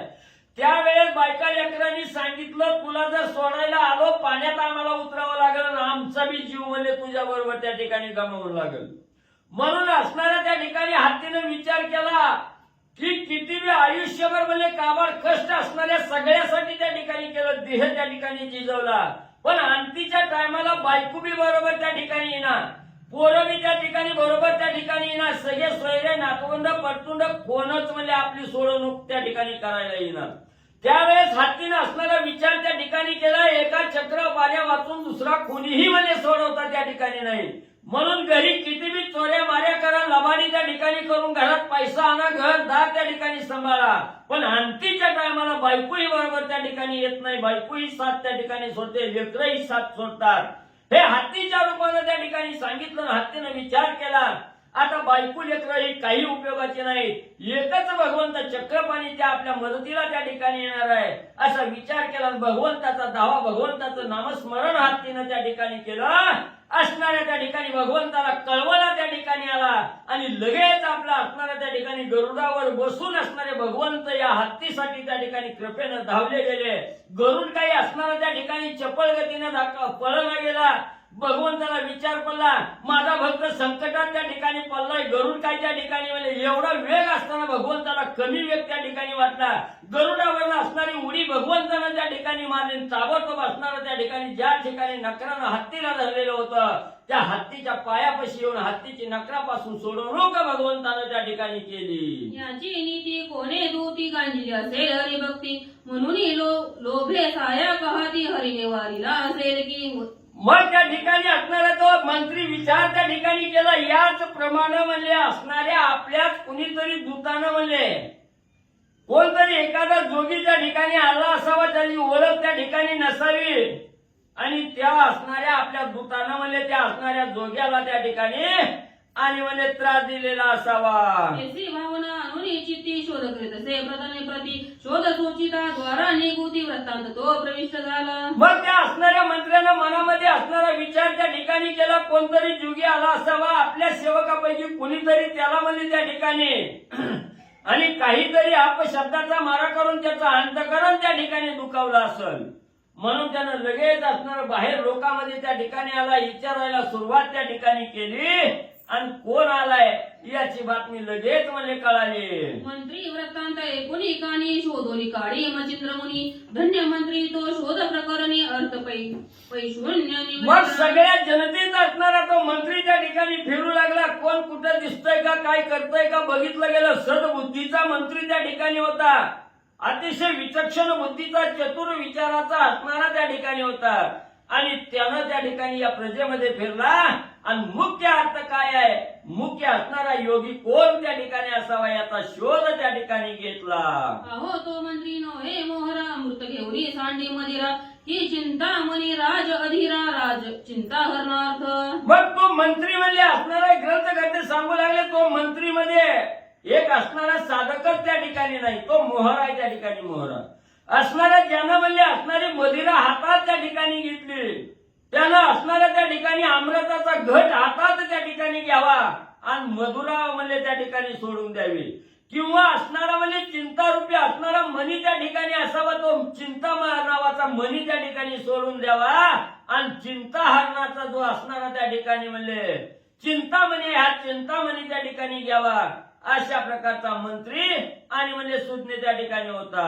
कन्याये तू सुगड करणी त्वरे लागला मचिंद्र चरणी मग म्हणे महाराज औदार्यपणे कृपादान उपावे. मग एवढा असणारा सुज्ञ बुद्धीचा तीक्ष्ण विचाराचा असणारा मंत्री ताबडतोब बाहेर आला. असणाऱ्या मच्छिंद्रनाथाला त्या ठिकाणी बघितल्याबरोबर मच्छिंद्रनाथाच्या चरणावर असणारा साष्टांग नमस्कार त्या ठिकाणी मंत्र्यानं घातला गेला आणि म्हणू लागला, महाराज जी काय आमच्या असणाऱ्या सेवकाकडून चूक त्या ठिकाणी झाली याच्यावर तुम्ही औदार्य त्या ठिकाणी दाखवावं आणि आम्हाला कृपारूपी दान त्या ठिकाणी आमच्या पदरात मच्छिंद्रनाथा तुम्ही मला टाकावं. तुम्ही संतते स्नेहभरित पूर्ण शांतीचे भंडारयुक्त औदार्य सांगता नाही मी तर अपराध क्षमा करावा. तुम्ही असणारे संत कसे आहात, प्रेमळ असणारे संत त्या ठिकाणी असतात, सदैव आनंद भरीत त्या ठिकाणी असतात, पूर्ण शांतीचं भंडार असणाऱ्या संताच्या जवळ त्या ठिकाणी असतं. तुमच्या औदार्याची सीमा त्या ठिकाणी म्हणजे कदापि ही असणारी गाठता त्या ठिकाणी येत नाही, एवढं औदार्य तुमच्या अंगी त्या ठिकाणी असतं. म्हणून घडलेल्या अपराधाबद्दल क्षमा म्हणली असावी. मेघ जरी उदार म्हणावा तोही समता न करी संत भावा मेघ विसरे दातृत्व भावा ते संत नो हे तो. मग म्हणजे असणारा म्हणजे एवढी उदारता तुमच्या अंगी आहे म्हणजे त्या ठिकाणी. जर म्हणजे आकाशात असणारा मेघ आहे त्या ठिकाणी, त्या मेघाला जरी उदार त्या ठिकाणी म्हणावं तरी त्याच्याजवळ सुद्धा द्वंद्व भाव आहे त्या ठिकाणी. आज बार्शीला असणारा त्या ठिकाणी पाऊस पडला तर बार्शीच्या बाहेर म्हणजे पाऊस त्या ठिकाणी नाही. मग त्या असणाऱ्या मेघाला उधार म्हणजे त्या ठिकाणी कसं म्हणावं, किंवा असणाऱ्या त्या ठिकाणी म्हणजे ही मेघ कसा आहे त्या ठिकाणी आपला असणारा जो दातृत्व भाव आहे हा समभाव त्या ठिकाणी पाहिजे, पण मेघाच्या जवळ समभाव त्या ठिकाणी राहत नाही. तसा असणारा समभाव फक्त संताच्या जवळ त्या ठिकाणी असतो असणारा मंत्री मच्छिंद्रनाथाला बोलू लागला. जरी पैसाची उपमा देऊ तो लहातेची देत टकबाऊ इतर धातूसी होतोय परिभव न चले शक्ती दयांची. मग दातृत्वाची उपमा असणाऱ्या परिसाला त्या ठिकाणी द्यायची म्हणलं तर परिसापाशी सुद्धा द्वंद्व आहे त्या ठिकाणी. का असणारा परिस फक्त लोखंडाचं सोनं त्या ठिकाणी करतोय, दुसऱ्या वस्तूला लावलं तर त्याचं सोनं त्या ठिकाणी होत नाही. मग त्याच्याजवळ समता भाव कसा त्या ठिकाणी समजावा. कल्पतरू जरी करावा समान शुभाशुभ दावी रत्न तेही नोहे संत जन शुभ चिन्हेची वंचिती. मग असणाऱ्या कल्पतरूला जरी म्हणजे समता भाव आहे असं जर त्या ठिकाणी म्हणायचं म्हटलं तर कल्पतरू हे असणारं फक्त त्या झाडाखालीच बसल, त्याला त्या ठिकाणी म्हणजे इच्छित ती फळ त्या ठिकाणी देतो. आणि कल्पतरूच्या बाजूला गेलं की त्याचा काहीही प्रभाव त्या ठिकाणी पडत नाही. तसं असणारे संत असणारे कसे आहे त्या ठिकाणी. संत हे समभाव समदृष्टी असणारे पाहणारे संत मंडळी त्या ठिकाणी असतात. म्हणून संतांच्या औदार्यपणाला आणि कशाचीही उपमा त्या ठिकाणी देता येत नाही. एवढं श्रेष्ठ औदार्य असणारं संतांच्या अंगीमध्ये असतं. ऐसे बोलता मच्छिंद्रनाथ प्रसन्न झाले स्वचित्तात क्रोध आवरुनी होता शांत प्रसाद देऊ म्हणत असे. मग एवढी असणारी स्तुती असणाऱ्या मंत्र्यांनी मच्छिंद्रनाथाची त्या ठिकाणी केली.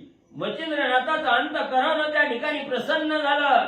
चित्ताच्या ठिकाणी जो क्रोध होता तो क्रोध त्या ठिकाणी मावळला गेला. मन शांत त्या ठिकाणी झालं. सांगितलं बाबा देतो म्हणले प्रसाद तुला. मग करी कळवून भस्मची मोठी विभक्त अस्त्र मंत्र पोटी कविराज जलपता होटी दराची मोठी सोडीत असे. मग लगेच असणारा त्या ठिकाणी म्हणजे हातामध्ये काकेतील जुळीतील भस्म त्या ठिकाणी घेतला.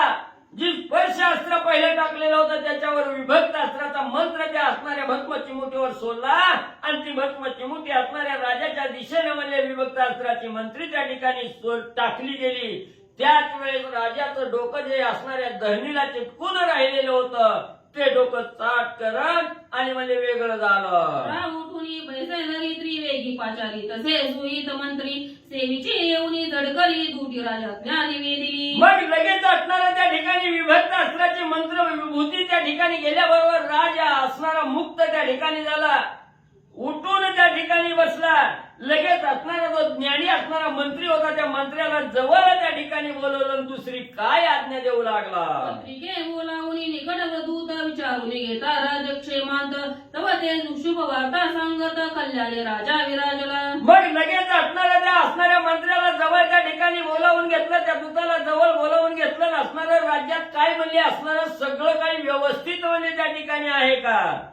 तेव्हा त्या असणाऱ्या मंत्र्यानं असणाऱ्या शुभ वार्ता आणि त्या असणाऱ्या म्हणजे पाशुपत राजाला सांगितले. मग मच्छिंद्राचा धरुणी हात मंत्री नेता तया लागुनी प्रवेश होता तये क्षणी वृत्तांतराया ते निवेदिला. मग असणाऱ्या मंत्र्यानं सांगितलं आपल्याकडे असणारा एक जोगी मच्छिंद्रनाथ म्हणून त्या ठिकाणी आलेले आहे. त्याला असणाऱ्या सेवकांनी त्या ठिकाणी अडवलं. दर्शनापासून वंचित त्या ठिकाणी ठेवलं. रागाला गेलं. त्यांनी स्पर्शास्त्र त्या ठिकाणी टाकलं. म्हणून हे गल्लीला सगळी कथा त्या ठिकाणी सांगितले. त्यावेळेस असणाऱ्या राजानं सांगितलं त्या नाथांना जवळ म्हणजे घेऊन या. तेव्हा असणाऱ्या मच्छिंद्रनाथाचा हात त्या ठिकाणी मंत्र्यांनी धरला. राजाच्या जवळ त्या ठिकाणी नेलं आणि सगळा घडलेला वृत्तांत राजाला सांगितला. एकूणी सगळा वृत्तांत मच्छिंद्र चरणी भाळ अर्पित आधी गौरवे स्नेहावरित नाम पुसते दयाप्रती. मग त्या असणाऱ्या जोगीला असणाऱ्या राजाच्या जवळ त्या ठिकाणी नेलं. सगळा वृत्तांत त्या ठिकाणी घालला गेलेला सांगितला.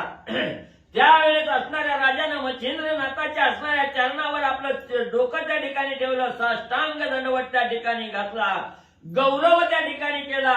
आनंदानं असणाऱ्या मच्छिंद्रनाथाचा मान सन्मान त्या ठिकाणी दिला आणि तुमचं काय नाव आहे म्हणून विचारू लागला. म्हणे नरेंद्र पाळा मध मच्छिंद्र म्हणती तांदुळ्या बाळा राहे कुणी वृत्तांत सगळा मच्छिंद्र चरणी प्रेरित असे. मग राजाने विचारलं तुमच्या या देहाला काय नाव आहे. तेव्हा असणाऱ्या मच्छिंद्रनाथांनी सांगायला सुरुवात केली. राजा म्हणले असणारं हे असणारं तांदूळ बाळ आहे. या असणाऱ्या देहाला मच्छिंद्र असं नाव आहे त्या ठिकाणी. ही असणाऱ्या पाशुपत राजानं ऐकलं गेलं. मच्छिंद्रनाथाच्या चरणावर साष्टांग दंडवट म्हणले घातला. पूर्वी मच्छिंद्र प्रतिरत्न सांडवले सवनाकारणे तेने करुणी दर्शन भूषण स्वीकारावयासी बाद असे. पूर्वी म्हणजे असंच असणाऱ्या पाशुपत राजानं कुणाच्या तरी तोंडातून असणारं मच्छिंद्रनाथ आहे ती श्रेष्ठ आहे ती एवढं म्हणजे त्या ठिकाणी ऐकलेलं होतं. आणि हे असणारं मच्छिंद्र रूपी रत्न आज प्रत्यक्ष डोळ्याला त्या ठिकाणी पाहायला मिळालं. म्हणून त्यांच्या असणाऱ्या दर्शनाचा आनंद घ्यावा म्हणून असणारं त्या ठिकाणी राजा आतुर म्हणले झाला. ऐसीच्या अब्दी पाटी तो मच्छिंद्र चंद्र देखिला दृष्टी मग परम मनी आनंद दाटी चित्रापात्री हे लावली. ज्या वेळेस मच्छिंद्रनाथाचं नाव ऐकलं त्यावेळेपासून माझी असणारी दृष्टी मच्छिंद्रनाथाला पाहण्यासाठी आसुसलेली त्या ठिकाणी होती. आणि असणाऱ्या मच्छिंद्र रूपी असणाऱ्या सागराची आज भेट त्या ठिकाणी झाली. आज मनाला आनंद त्या ठिकाणी झाला म्हणून राजा गौरव उद्गार काढू लागला. मग सुखासने सिद्ध करून राजाने मच्छिंद्राचा हात धरून आपले सभास्थानी नेऊन कनकासनी वैसविला. मग लगेच राजाला असणाऱ्या मच्छिंद्रनाथाच्या हाताला हात त्या ठिकाणी धरला. आपल्या राजमालाकडे नेऊन सभेच्या ठिकाणी जे असणारं सोन्याचं आसन होतं त्या कनकासनावर मच्छिंद्रनाथाला बसवलं. थोडोपचारे पूजन अर्पिता झाला तन मन धन वरी परम आदरे भक्ती रत्न मच्छिंद्रनाथ ओपी तसे. मग असणाऱ्या मच्छिंद्रनाथाला आपल्या सिंहासनावर त्या ठिकाणी बसविलं. 16 प्रकारची पूजन असणाऱ्या मच्छिंद्रनाथाचं राजानं केलं. तन मन धन सर्वस्व असणाऱ्या मच्छिंद्रनाथाच्या चरणी अर्पण म्हणजे केलं. सदा सर्वदा सनी शयनी गमनी भोजनी जोडोनी पाणी निरंतर उभा सेवे लागून अन्य काही सुचेना. एवढा मच्छिंद्रनाथाविषयीचा भाव असणारे हे पाशुपत राजा एवढं प्रगट करून त्या ठिकाणी दाखवू लागले. मच्छिंद्रनाथाला सोडून कुठंच म्हणजे त्या ठिकाणी राहिना. सदा सर्वदा आसनी शयनी भोजनी असणाऱ्या त्या ठिकाणी अखंड हात जोडून मच्छिंद्रनाथाच्या समोर सेवेसाठी आणि पशुपत राजा त्या ठिकाणी म्हणजे राहिले. ऐसिया भक्तीचा पाता पाठ मच्छिंद्र कृपेचा मनी वेदला आहे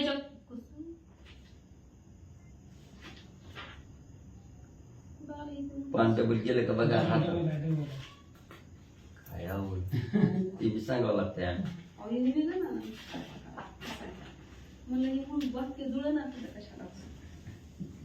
ऐसिया भक्तीचा पाहता पाठ मच्छिंद्र कृपेचा लोटला लोट म्हणे कोण नरेंद्र कामला ओळट कवर चित्ती दाटत असे. मग एवढी भक्ती तन मन धन अर्पून मच्छिंद्रनाथाची भक्ती या पाशुपत राजा त्या ठिकाणी करू लागला. त्यावेळेस मच्छिंद्रनाथाचा असणारा कृपारूपी लोट असणाऱ्या त्या आणि पाशुपत राजाच्या दिशेनं त्या ठिकाणी सरकू लागला. आणि मच्छिंद्रनाथाने राजाला त्या ठिकाणी विचारलं. राजे म्हणले तुमच्या मनात काय विचार आहे किंवा तुमच्या चित्ताच्या ठिकाणी कशाची अपेक्षा त्या ठिकाणी आली ती म्हणले मला सांगा असं राजाला मच्छिंद्रनाथाने विचारलं. येरू म्हणे मी योग द्रुमा मी सूर्यवंशी पाशुपत नामा राम अवलाद कुश पत्नी राम अवलाद देह असे हा. मग असणाऱ्या त्या ठिकाणी सांगितलं तुम्ही कुठल्या जन्मात कुठल्या असणाऱ्या कुळीत कुठल्या वंशात त्या ठिकाणी म्हणजे जन्माला आला आणि मनाच्या ठिकाणी काय इच्छा आहे म्हणजे त्या ठिकाणी असं ज्या वेळेस मच्छिंद्रनाथाने पाशुपत राजाला विचारलं तेव्हा असणारा पाशुपत राजा त्या ठिकाणी बोलू लागला.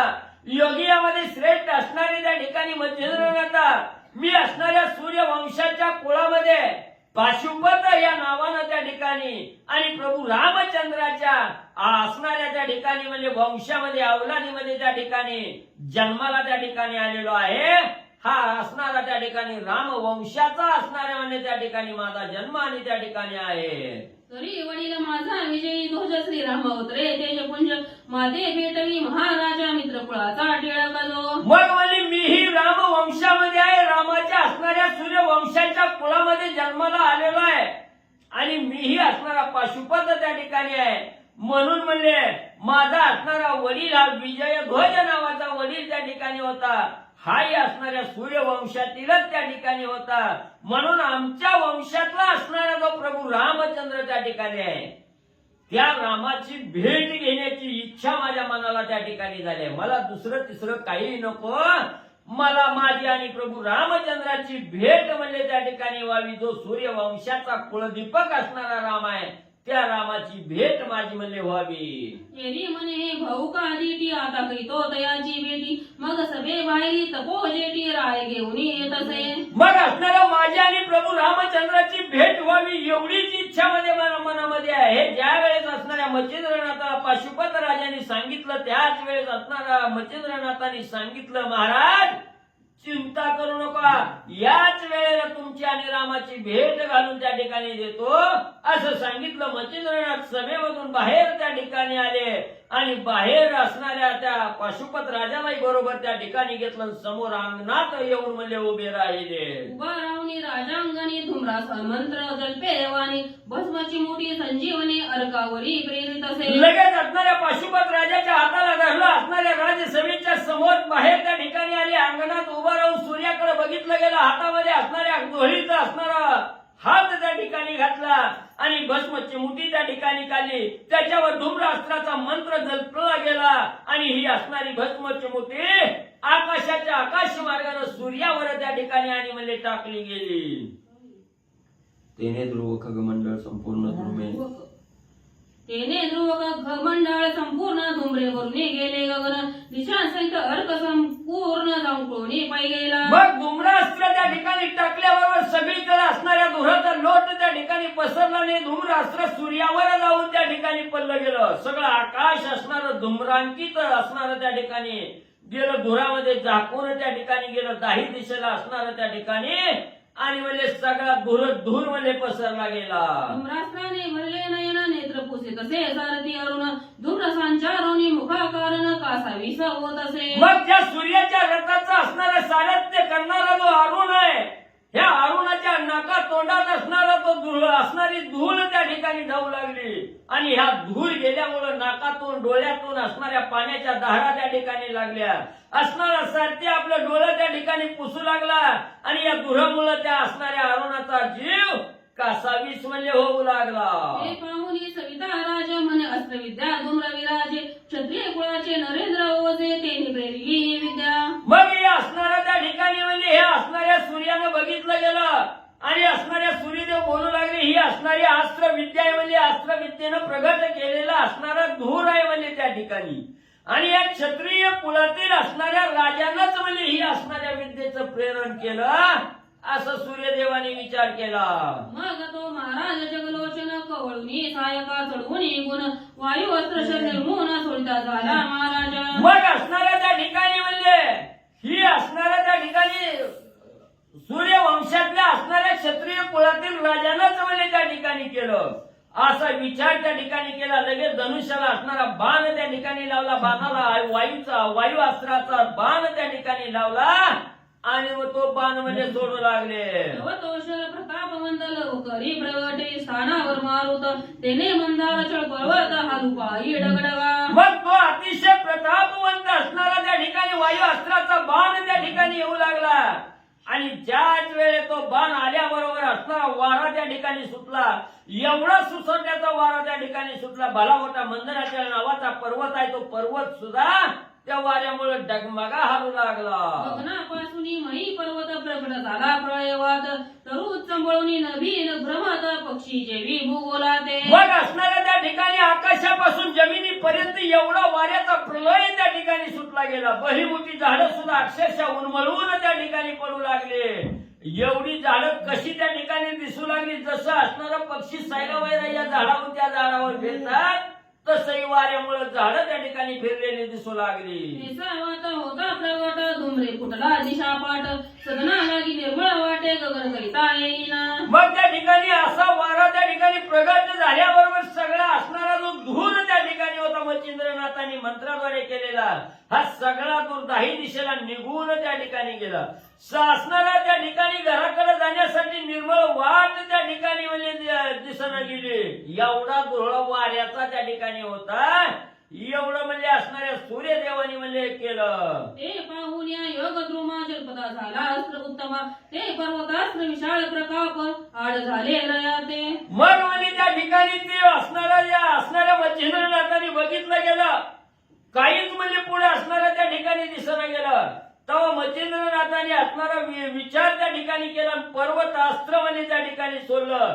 पर्वतास्त्र सोडल्याबरोबर असणाऱ्या रथाला आड बाजूला म्हणजे त्या ठिकाणी धरलं. विशाळ पाणी सांगू की तुले की बंधार चळची तुझे उगवले तेने मार कुंठीत झाले वात चक्राचे महाराज. मग एवढा विशाळ पर्वत त्या ठिकाणी सोडला गेला जणू की काय दुसरा असणारा मंदिराचा पर्वतच त्या ठिकाणी असावा असा पर्वत टाकल्याबरोबर वाऱ्याचा जो असणारा मार्ग त्या ठिकाणी होता तो मार्ग वाऱ्याचा थांबवला. मग ते असली नारायण पर्वत पाहता विशाळपणे मग वज्रास्त्र संधान करिता झाला हरकतो. मग असणाऱ्या त्या ठिकाणी हा भला मोठा पर्वत टाकलेला असणाऱ्या सूर्यनारायणानं त्या ठिकाणी बघितला गेला आणि बघितल्याबरोबर त्या पर्वताचं चक्कचूर करण्यासाठी वज्रास्त्राचा मंत्र मारून वज्रास्त्र बाण त्या ठिकाणी सोडला. अशा प्रकारे सूर्यदेव करू लागले. तव वज्रास्त्र अति कठीण पर्वत माते गेले बेदून तिने घाय शतचूर्ण त्वरे झाले नगराज. मग सूर्यदेवाने असणारं वज्रास्त्र सोडल्याबरोबर तो असणारा जो पर्वतास्त्र म्हणजे वज्रनाथाचा होता त्याचं खंडन म्हणजे असणाऱ्या वज्रास्त्रानं त्या ठिकाणी 100 तुकडं म्हणजे केलं. पर्वत चूर्ण होता निगुती ते पाहुणी मचिंद्र गती भ्रमी अस्त्र योजनी उपरती मित्र भागी सांडी तसे. मग पुन्हा म्हणजे असणारा पर्वत म्हणजे आता चूर्ण त्या ठिकाणी झाला. वज्रनाथाने बघितलं गेलं पुन्हा असणाऱ्या भस्मावर चिमुटी त्या ठिकाणी घेतली त्याच्यावर ब्रह्मी अस्त्राचा मंत्र त्या ठिकाणी म्हटला आणि सूर्याच्या दिशेला म्हणजे हे ब्रह्मी अस्त्र मच्छिंद्रनाथाने सोडलं. हे अस्त्र होता स्पंदनी प्रविष्ट वाजी सरुण झाला भ्रमिष्ट साडूनी राणीची नित्य वाटस. मग म्हणजे ते असणारं रथावर म्हणजे हे अस्त्र त्या ठिकाणी पडल्याबरोबर असणाऱ्या घोड्या सहित ते असणारा रथ होता. ते अरुण सारथ्य करणारा अरुण होता. भ्रमिष्ट झाला त्या ठिकाणी आणि आपला दररोजचा जो मार्ग जायचा यायचा तो मार्ग त्या ठिकाणी कळाला नाही. तो मार्ग सोडला आणि रथ घेऊन तिसऱ्या दिशेला म्हणजे जाऊ लागले. पाहुण्या द्वादश नामी ज्ञानेश्वराच्या उन उरल्या भूमी तेने करुणी भ्रमे प्रकामी नाशपती पावतसे. मग म्हणजे ते असणाऱ्या त्या ठिकाणी बघितलं असणाऱ्या सूर्यदेवाने त्या ठिकाणी बघितलं की आपला असणारा रथ म्हणजे तिसऱ्याच मार्गाने त्या ठिकाणी जायला लागला. त्यावेळेस सूर्यदेवाने काय केलं? जैसे पेटला पावक त्यावरी सोपविले सकळ उदक मग ते उरे किवी दाहक देवी अर्क झालं से. मग असणारा जसा म्हणजे असणारा भला मोठा अग्नी त्या ठिकाणी लावला त्याच्यावर पाण्याचा मारा म्हणजे त्या ठिकाणी केला. पाण्याचा मारा केला की असणारा अग्नी म्हणजे त्या ठिकाणी शांत होतो. तसं सूर्यदेवानी म्हणजे केलं. ही अज्ञानपण साधकांचे श्री सद्गुरु निवारित वाजे अंगी भूषण ज्ञानपणाचे बोध गुणी गोवित से. किंवा म्हणजे असणारा अज्ञानी असणारा साधक त्या ठिकाणी असतो त्या साधकावर सद्गुरूची कृपा झाल्याबरोबर त्याला जसं ज्ञानरूपी भूषण म्हणजे त्या ठिकाणी प्राप्त होतं आणि आपल्या असणाऱ्या बोधानं त्या ठिकाणी असणाऱ्या साधकाला ज्ञान प्राप्त करून त्या ठिकाणी होतं. तसं सूर्यदेवानी म्हणजे केलं. बास्की पुंडलिकावर विठ्ठल ते ज्ञानदेव तुकाराम पंढरीनाथ भगवान की जय. नवनाथ महाराज की जय. गुरुदेव दत्त वासुदेव हरी. श्री गणेशाय महाश्री नवनाथाय नमः.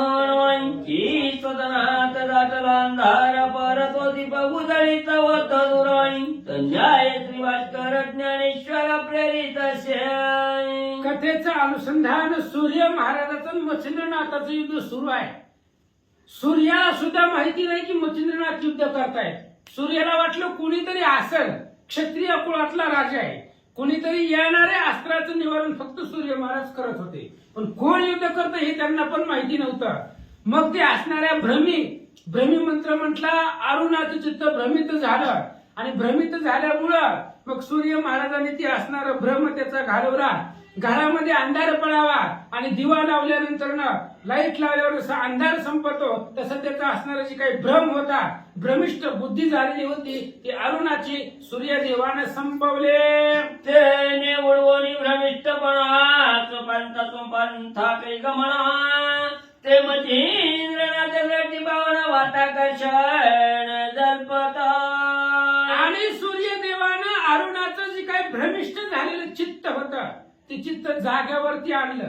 नाही त्या रस्त्यानंच ते असणार अरुण रथ घेऊन चालला.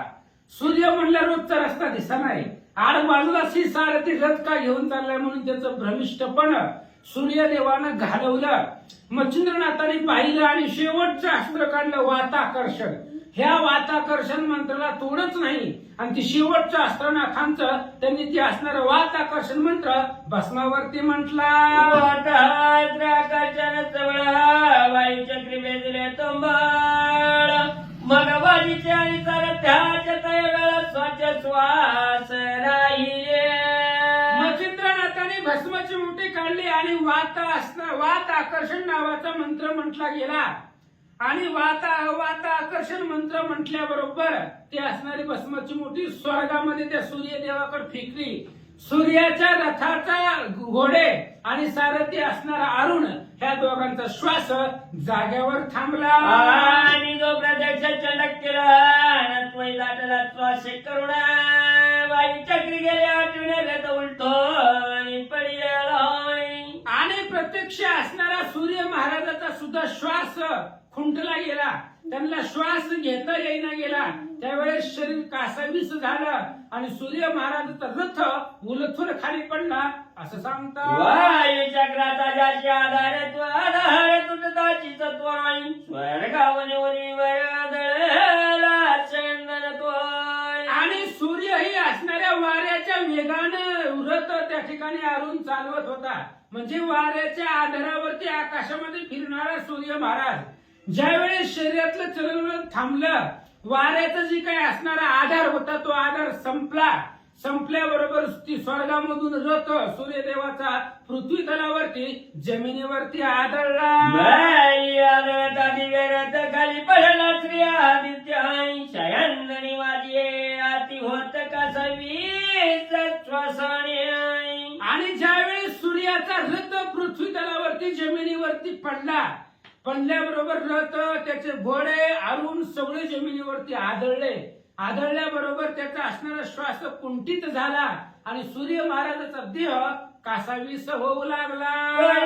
मही पडता तेजराशी पाळा मै मातला तिया नळा त्याने जाऊ पाय सगळं मै भरले उद्विचाय. सूर्य पृथ्वीवरती पडला. पृथ्वीवर पडल्याबरोबर सूर्याची दाहक शक्ती आहे, सूर्याचं तेज आहे, अग्नीच दुसरं नाव सूर्य आहे. एवढ्या अंतरावर आहे तरी किती ऊन लागते आपल्याला. मग ते सूर्य पृथ्वीवर आदळला. तिथल्या परिसरामधले जी काही जीवजंतू होते, जीवसृष्टी होती, त्यांना दाहकता निर्माण झाले.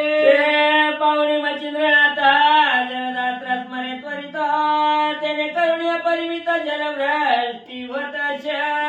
मच्छिंद्रनाथांनी पाहिलं की सूर्याचं आणि आपलं युद्ध चालू असताना दुसऱ्याला त्रास कशाला, बाकीच्या जीवजंतूला लोकांना त्रास होऊ लागला त्या सूर्याच्या तेजाचा. मच्छिंद्रनाथांनी पाहिलं, जीवसृष्टीचा कळवळा मच्छिंद्रनाथांच्या लक्षामध्ये आला आणि जलद अस्त्र पावसाचं अस्त्र सोडल्याबरोबर आकाशातून पाऊस पडू लागला. आधीच्या पटानी चर्चिता परम गावरले स्वर्गदैवत मग विमान आणि ववनी त्वरित मच्छिंद्र पाशी पातळी. असं म्हणले पाऊस पडला, सूर्याची दाहकता तेज कमी झाली. तिथं जी काही सूर्याचा परिणाम तिथल्या जीवसृष्टीवरती होणार होता तो सगळा कमी झाला.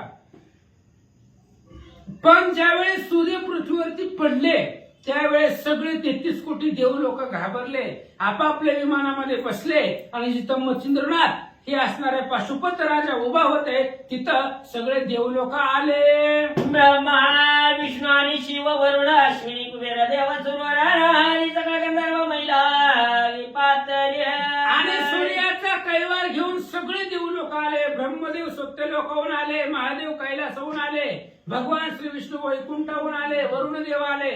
सगळेजण 33 कोटीची देवता होती ती सूर्याचा कैवार घेऊन मच्छिंद्रनाथाच्या समोर येऊन उभा राहिले. सत्यलोक तपोलोका तळवितळ सुतळा अधिक चंकटी पडला एका लागवे गीधा विंदले. आणि 14 लोक आहेत खाली, सप्त पाताळ आहेत. सप्त पाताळामधून 14 लोकांमधून सगळे देव धावले फक्त एका सूर्यासाठी. सूर्य म्हणजे सर्वांचा प्राण आहे, सूर्य प्रकाश आहे. सूर्यच नाही उजळला तर आपल्याला काम सुधरत नाही, काही लक्षात येत नाही. त्यामुळं सूर्य म्हणजे चलनवलन आहे प्रत्येकाचं. आणि सूर्याचा कैवार घेऊन सगळे देवलोक मच्छिंद्रनाथापाशी आले. सका जैसे सगळा दरवर ते चौकळणी पक्षी येते न्याय महिवरती सगळा देव उतरले.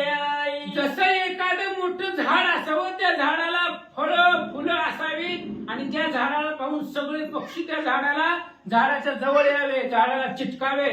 तशा पद्धतीने मच्छिंद्रनाथाच्या भेटीसाठी आणि सूर्यदेवाला वाचवण्यासाठी सगळे देव लोक नाथांच्या समोर महाराजाची राबती जावाई दावणी मच्छिंद्र धरिला हृदयी वा वा. म्हणे आदित्य कोण न्यायी संकटी तू वायोजिलोय. मग त्यानंतर ना दुधाचा समुद्राचा जावाई, कारण असणाऱ्या समुद्रामधून लक्ष्मीचा उगम आहे आणि 14 रत्नापैकी एक लक्ष्मी आहे आणि ती असणाऱ्या समुद्राचा जावाई म्हणजे भगवान श्री विष्णू आले आणि मच्छिंद्रनाथाला आपल्या हृदयाला लावलं, गाळ अशा प्रकारचं आलिंगन दिला. भगवंताने मच्छिंद्रनाथाला विचारलं, महाराज सूर्यावर राग धरण्याचं काय कारण आहे सांगा. या परिकरणी नमस्कार विष्णूच्या देहाच्या उत्तराई म्हणे महाराजा पाशुपत वीरादित्य कोळी असे हाय. भगवान श्री विष्णूने मच्छिंद्रनाथाला विचारलं, सूर्याबरोबर युद्ध का केलं, सूर्याचा जीव एवढा कासावीस का केला, एवढा राग सूर्यावरती का धरला. त्यावेळेस मच्छिंद्रनाथांनी सांगायला सुरुवात केली, भगवंता ही पाशुपत नावाचा राजा आहे, सूर्यवंशामधला, ह्याच्याच वंशामधला आहे. मग ह्याला कळायला पाहिजे होतं की आपल्याच वंशामधला आहे असं मच्छिंद्रनाथ वंशजाशी न पाय आदित्य तस्मात वडिलांची धर्मनिष्ठाईचे भगवंता माझं एकच म्हणणं आहे, सूर्यवंशातलाही राजा आहे. मग सूर्यदेवाचं काम आहे राजावरती लक्ष ठेवणं. सूर्याच वंशामधलं म्हणजे सूर्याचीच लेकर आहे. मग वडिलांची आपले आजोबा वडील आपल्या नातवावरती लेकरावरती लक्ष ठेवतात, काय पाहिजे काय नाही. तशा पद्धतीने सूर्याचं काम होतं, ह्या पाशुपत राजाला काय पाहिजे, याच्या मनात काय इच्छा आहे, म्हणून त्याचं असणारं बघणं काम होतं, पण त्यानं बघितलं नाही असं मच्छिंद्रनाथ बोलू लागले. जिया मातेने मालकांचे संगोपण तिया रोषाची केली पखरण मग ती माता काय म्हणून लावे परी मिळवावी. मच्छिंद्रनाथ सांगू लागले भगवंताला, भगवंता ऐका, आई आपल्या लेकरावरती त्या ठिकाणी प्रेम करत असते, माया करत असते, पण त्याच आईनं जर आपल्या लेकराला मारलं किंवा त्याला असणारा दंड केला, शासन केलं, तर त्या असणाऱ्या माईला आई कसं म्हणावं, ती लाभ आहे, भूतासारखी आहे असं मच्छिंद्रनाथ सांगतात. स्वामी सेवका मित्र मणी मग कार्य कैच्या यथाशे गणनी सदा संशयाची गवसनी उभय चित्ती मिळवत स्वामी आणि सेवक यांच्यामध्ये मित्रता पाहिजे, अमित्रता नाही. जर सेवक स्वामीचं ऐकतच नसेल, सेवकच स्वामीला शत्रू मानत असेल, तर त्या स्वामीचं काम कसं होणार आहे, त्यांच्यामधलं ऐक्यपणा, त्यांचं एकमेकाचं काम व्यवस्थित होणार नाही. तसंही सूर्य महाराज आहे, ह्याचं काम होतं आपल्या वंशातला राजा आहे, त्याला कमी जास्त बघणं, पण ती बघितलं नाही म्हणून मला राग आला. तस्मात राय पाशुपती नावडे आदित्य प्रती म्हणून ऐसा वैकुंठपती चर्या भागर भगवंता ही सूर्यवंशामधला राजा आहे, रामचंद्राच्या नंतरचा राजा असणारा आहे, पाशुपती आहे.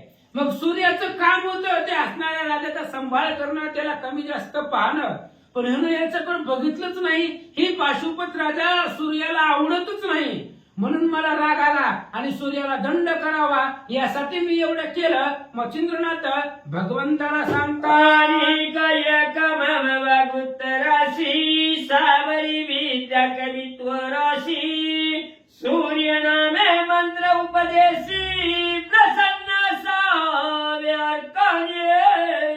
आणि अजून एक माझी इच्छा आहे भगवंता, सूर्याला दंड करण्याचं दुसरं बी एक कारण आहे. मी शाबरी कवित्व मंत्र म्हटलेला आहे, त्यामध्ये सूर्य मंत्र सुद्धा मी लिहून ठेवलेला आहे. आणि जर कोणी त्या शाबरी कवित्वामधला सूर्याचा मंत्र म्हटला तर त्या मंत्राला ह्या सूर्यानं सहकार्य करावं अशी माझी इच्छा आहे. मच्छिंद्रनाथ सांगतात, या उपरी आणि काय चोजाई सूर्यवंशी विजय ध्वजाय तो पाशुपतात श्रीरामाचा भेटवा महाराज. अजून एक इच्छा आहे माझी. मच्छिंद्रनाथ सांगतायत भगवंताला, भगवान श्री विष्णूला बोलतायत अजून एक माझी इच्छा आहे. ह्या सूर्यवंशामधला ही पाशुपत राजा आहे आणि ह्या असणाऱ्या पाशुपत राजाची कीर्ती पूर्ण ब्रह्मांडामध्ये झालेली आहे. म्हणून माझी इच्छा अशी आहे की आज ह्या पाशुपत राजाला भगवान श्रीरामांचं दर्शन व्हावं आणि ते करवावं असं मला वाटतं. आयुष परिकामना मणी वेदरिया है चक्रपाणी पाशुपत दयाचे प्रेम बदनी गुंती पावलो प्रेमाने. ऐका, भगवंताला बोलतायत मच्छिंद्रनाथ की माझी इच्छा आहे पाशुपत राजाला भगवान श्रीरामचंद्राचं दर्शन व्हावं. का व्हावं? कारण त्याची ती इच्छा आहे. मग त्याची इच्छा पूर्ण का करायची आहे? कारण या पाशुपत राजानं माझी भक्ती केली. हा माझा भक्त आहे. ह्यानं चांगलं बोलून गोड बोलून मला याच्या मोहामध्ये प्रेमामध्ये अडकवलंय. म्हणून त्या राजाची इच्छा पूर्ण करणं हे माझं काम आहे. म्हणून ह्याला रामाचं दर्शन करून द्या. भगवान श्री विष्णूला मच्छिंद्रनाथ सांगतात नवरा निवास माझा कामाय पूर्णतया नामे श्यामाय आईशे बोले तयोग ध्रुव हरि उत्तर स्वीकारी. मच्छिंद्रनाथांनी सांगितलं भगवंता माझी इच्छा आहे, माझ्या मनातला काम आहे की सूर्यदेवानं माझ्या कवित्वाला मदत करावी आणि ह्या असणाऱ्या पाशुपत राजाला भगवान श्रीरामचंद्राचं दर्शन करवावं. एवढ्या दोन इच्छा माझ्या आहेत त्या पूर्ण करा. मच्छिंद्रनाथाचं बोलणं ऐकलं आणि भगवंतानं होकार दिला. मने भार्य योग ध्रुमाय जो जो काय वेदला कामाय तो कृपावशील कल्पध्रुव परिसवद करी अर्काते. आणि त्यावेळेस लगेच भगवान श्री विष्णूने सांगितलं मच्छिंद्रनाथ महाराज जी जी तुमची इच्छा आहे ती सगळी पूर्ण होईल. आधी सूर्याला उठवा, ती मरायला लागली. सूर्याचा जीव चाललाय. त्या सूर्याला अगोदर सावध करा. ज्या तुमच्या इच्छा मनातल्या आहेत त्या पूर्ण होतील. भगवंत सांगतात मने भार्य योग ध्रुमाय जो जो काम वेदला कामाय बारे सूर्य नामी मंत्राय जगी होतील प्रविष्ट पवित्राय तव स्वकष्टाने एवढी मित्र कार्य करील लोकांचे. भगवंताने सांगितलं, भगवान श्री विष्णू मच्छिंद्रनाथाला सांगताय तुमची पहिली इच्छा आहे माझ्या कवित्वाला या सूर्यानं सहकार्य करावं तर करील. ह्या तुमच्या कवित्वामध्ये शाबरी कवित्वाच्या मंत्रामध्ये जो जो सूर्याचा मंत्र ज्या ज्या लोकांनी घोकला किंवा मंत्र पठण केला, उच्चार केला तर त्या लोकांच्या मदतीसाठी त्या मंत्राच्या सहकार्यासाठी सूर्य स्वतःहून येईल असं भगवंत सांगतात. आईशे बोलानी चक्रपाणी करतळा खरजताचे वचनी मरे बारे भास्कर मंत्र लागोनी वरदाता धवाशे. आणि भगवान श्री विष्णू मच्छिंद्राच्या हातामध्ये हात दिला भगवंतानी. जर बोलण्यावरती विश्वास नसेल तर तुम्हाला करतल भाष्य देतो. तुम्हाला हातामध्ये हात घेऊन शपथ घेऊन सांगतो की तुमचं जे काही काम आहे शाबरी कवित्वाला सहकार्य करणं ते सूर्य महाराज 100% करतील. भगवंत सांगतात बारे तव मंत्र लोकपकार नावात्मानी होता नर जनेची पटक योग भद्र सकळ जनांचे मिटतील.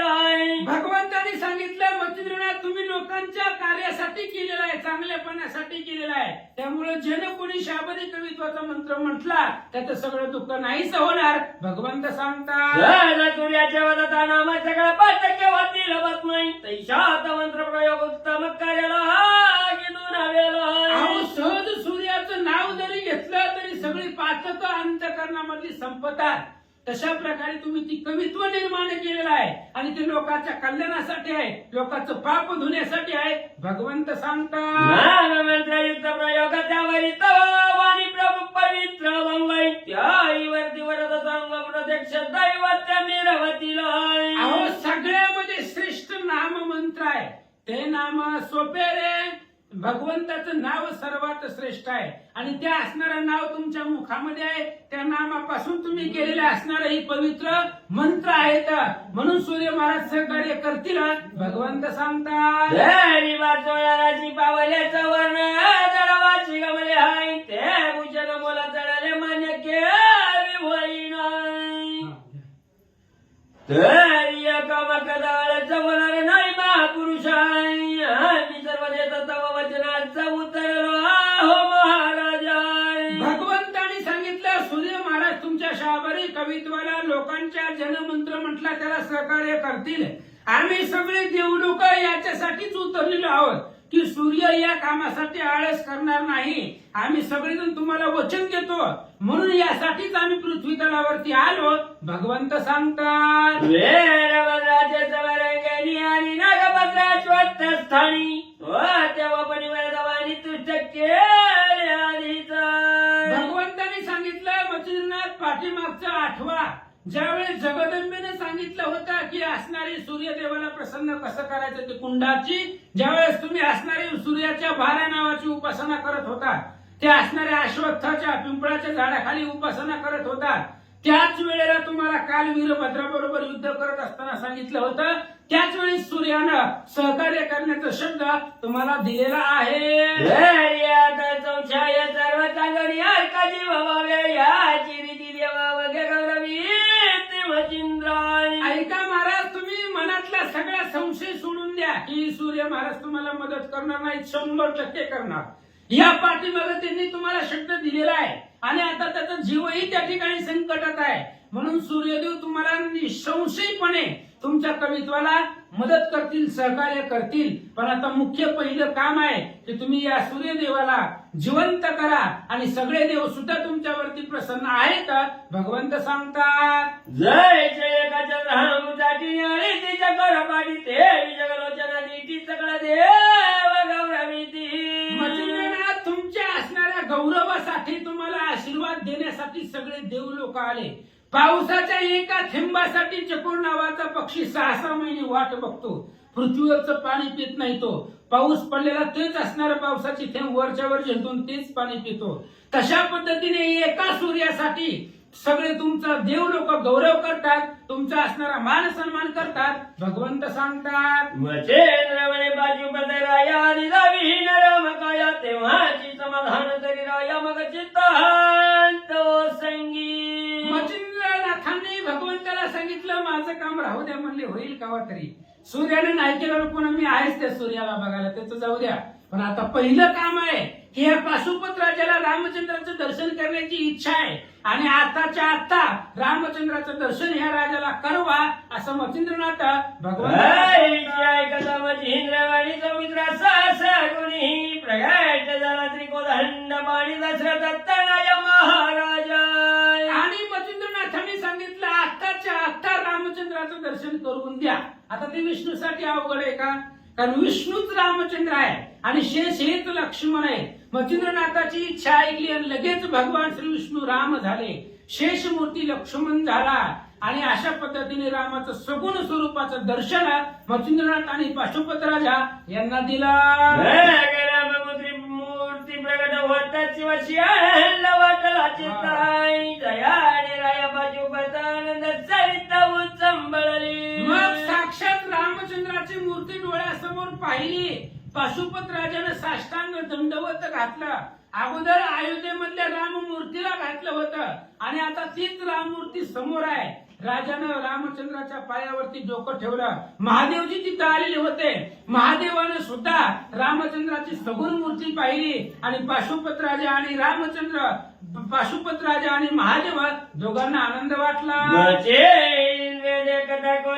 पाणी भावे मस्त कपिले चरणी रामे प्रेमे धरुणी वक्षस्थानी मच्छिंद्रनाथ कवळीला.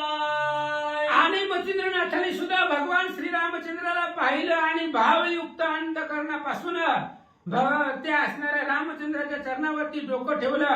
रामानं सुद्धा प्रेमानं दृढ अशा प्रकारचं आलिंगन मच्छिंद्रनाथांना दिला. शिवराव भाविक पूर्ण तोही बंदी श्रीरामचरणी रामाच्या चरणी धरुण्या धान्य धान्य वंश म्हणत पाशुपत राजा ही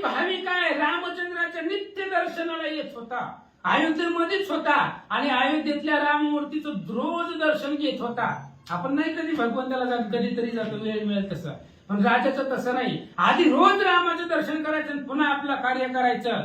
म्हणून भाविक होता, रामचंद्राचा भक्त होता आणि रामचंद्राच्या दर्शनानं आनंद वाटला. यावेळी मच्छिंद्र जोडणी जोडी अर्चना प्रवृत्त हरिस्तवली श्रीराम गुणापाई गौरवणी राम बोधत्त येरगुत्तम महाराजा. यानंतर मच्छिंद्रनाथाने भगवान श्रीरामचंद्राला हात जोडले, नमस्कार केला आणि मच्छिंद्रनाथ भगवंताला बोलू लागले, भगवंता असंख्य हजार तुमची नावं या जगामध्ये प्रख्यात आहे. सर्वात श्रेष्ठ चित्तपैकी ग्रंथ माझी निवेदिले. मच्छिंद्रनाथाने भगवान श्रीरामचंद्राला सांगितलं, रामा तुमची नावं असंख्य आहेत, हजारो नावं आहेत भगवंताची, पण त्या सगळ्या नावामध्ये श्रेष्ठ नाव म्हणजे श्रीराम आहे. श्रीराम अक्षरासाठी पातके जळती कोट्यानो कोटी, तो नर सरता होय वैकुंठी, बैसे पाठी ब्रह्म याच्याही राम नामातली ताकद आहे. म्हणून सगळ्या नावामध्ये राम नाम श्रेष्ठ आहे. मच्छिंद्रनाथ सांगतात, ग्रंथ नाही मिती परितव नामे शिवत्यासाठी, ते मी माझ्या कवित्वा प्रतिपदन पात्री विराजी. भगवंता असंख्य तुमच्या चरित्राचे ग्रंथ आहे आणि प्रत्येक ग्रंथामध्ये तुमचं नाव आहे. असं कोणताच ग्रंथ नाही की त्यात रामाचं नाव नाही. सगळ्या ग्रंथामध्ये रामचंद्राचं नाव आहे, रामाच्या नावाचा उल्लेख आहे आणि असे असंख्य ग्रंथ आहे. म्हणून माझी इच्छा आहे की माझ्या कवित्वाला तुमचंही वरदान असावं, असं मच्छिंद्रनाथ सांगतात. परवचन मंत्र प्रयोग कवित्व पूर्ण, जे येईल तुझे नामाचे ते कार्य करा समग्रत्व. मच्छिंद्रनाथांनी सांगितलं, भगवंता रामचंद्रा तुम्हीही माझ्या कवित्वाला सहकार्य करा. शाबरी मंत्र लिहिले आणि जिथं राम नामाचा मंत्र येईल, रामाचं नाव येईल, त्यावेळेस जर कोणी रामाचं नाव घेतलं, राम मंत्र म्हटला त्या शाबरी कवित्वामधला, तर तुम्ही सहकार्य करावं. मच्छिंद्रनाथ सांगतात, मंत्र उच्चाराचे तो कार्य करावे समग्र नव कराई, तेरे प्रांजळ चित्ती देवी कर मम कार्य व पावा. भगवंता त्या कवित्वामध्ये जर राम नाव आलं, रामाचा मंत्र जर कुणी म्हटला, तर त्या साधकाचं, त्या भाविकाचं कार्य जे आहे त्याच्या मनातली इच्छा आहे की रामचंद्र तुम्ही लवकर पूर्ण करावी, अशा प्रकारचं वरदान द्या. मच्छिंद्रनाथ सांगतात,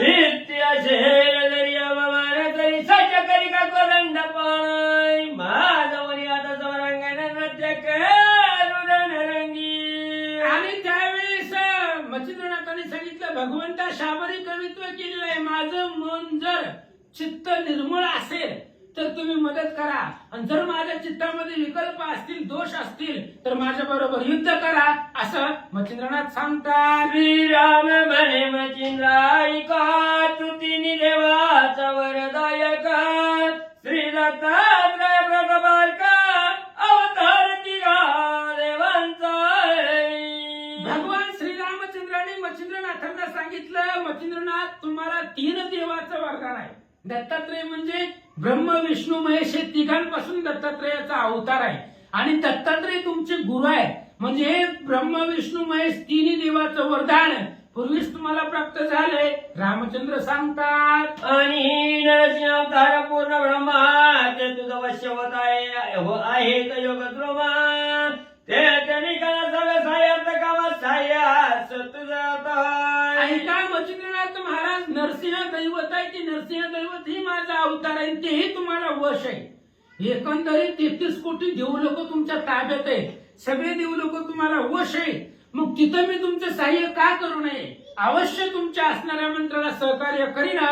भगवान श्रीरामचंद्र सांगतात, मंत्री माझे स्मरणावताची कार्य करे, नवावन विराट सगळं आचरण मंत्र प्रयोग विनावी. आणि जिथं जिथं तुमच्या मंत्रामध्ये माझं स्मरण असेल, तुमच्या शाबरी कवित्वामध्ये जिथं माझ्या नावाचा मंत्र असेल, त्यावेळेस मी तिथं सहकार्य करील, त्या मंत्राला धाव घेईल आणि त्या साधकाचं कार्य करीन. रामचंद्र सांगतात,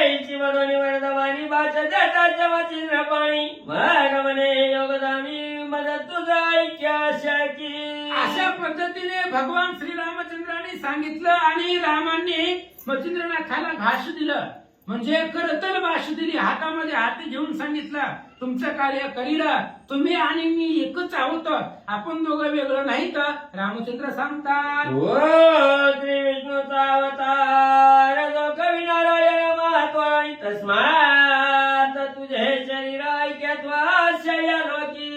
भगवान श्री रामचंद्र सांगताय तुम्ही विष्णूचा अवतार आहे आणि तुम्ही सुद्धा विष्णूचाच अवतार आहे. कवी नारायण म्हणजे विष्णूचे अंश आहे, त्यामुळे तुमचं आणि आमचं ऐक्यत्व आहे. फक्त शरीर दोन आहे, नावं वेगळी आहेत. तो रामायण ही मच्छिंद्र आहे, फक्त नावं वेगळी आहे, पण दोघही एकच आहोत.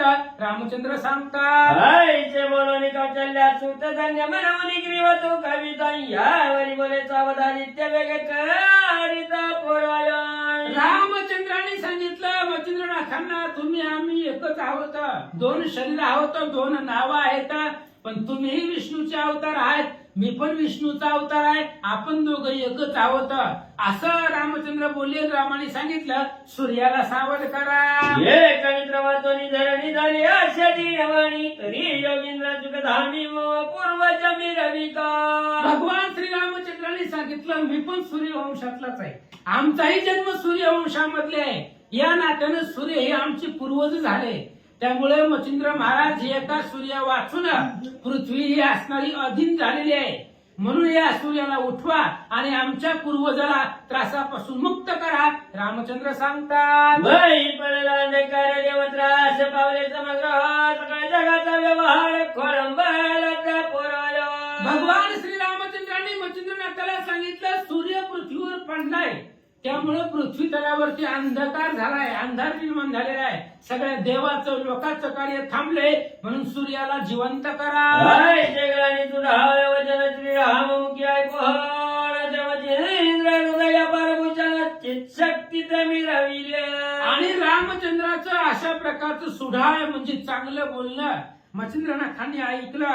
ऐकल्याबरोबर मच्छिंद्रनाथाची चित्त भगवती प्रसन्न झाली, त्याच्या चित्ताला आनंद वाटला आणि महाराज काय करतात, परमानंद वृत्ती प्रसन्न झाली चित्त भगवती भागवत हस्त्र मंत्र देहस्थ व्यक्ती प्रसादाच्या पिताशय. आणि भगवान श्रीरामचंद्राचं बोलणं ऐकलं मच्छिंद्रनाथाने, त्यांच्या असणारं चित्तरूपी भगवती जी आहे ती प्रसन्न झाली, त्यांना आनंद वाटला. मग वातास्त्र किंवा वात प्रेरक नावाचा मंत्र म्हटला आणि सूर्याचा देह साजिवंत पूर्णमुखी जलपता मच्छिंद्र योगी जाऊन मग तुटी पावली वाताकर्षण चुकी केला आदित्य. मग वातास्त्र मंत्र म्हटला आणि वातास्त्र म्हटलं म्हणून ती भस्मची मोठी सूर्य महाराजावरती सोडली. जी काही वात आकर्षण झालेलं होतं ती वातास्त्र मंत्राचं झगट झाल्याबरोबर, स्पर्श झाल्याबरोबर वात आकर्षण संपलं आणि सूर्य महाराज सावध झाले. महिमेची दिशेने हारी जाय तो परद्रटी जपणी जाय त्याच काळाला पाचारी.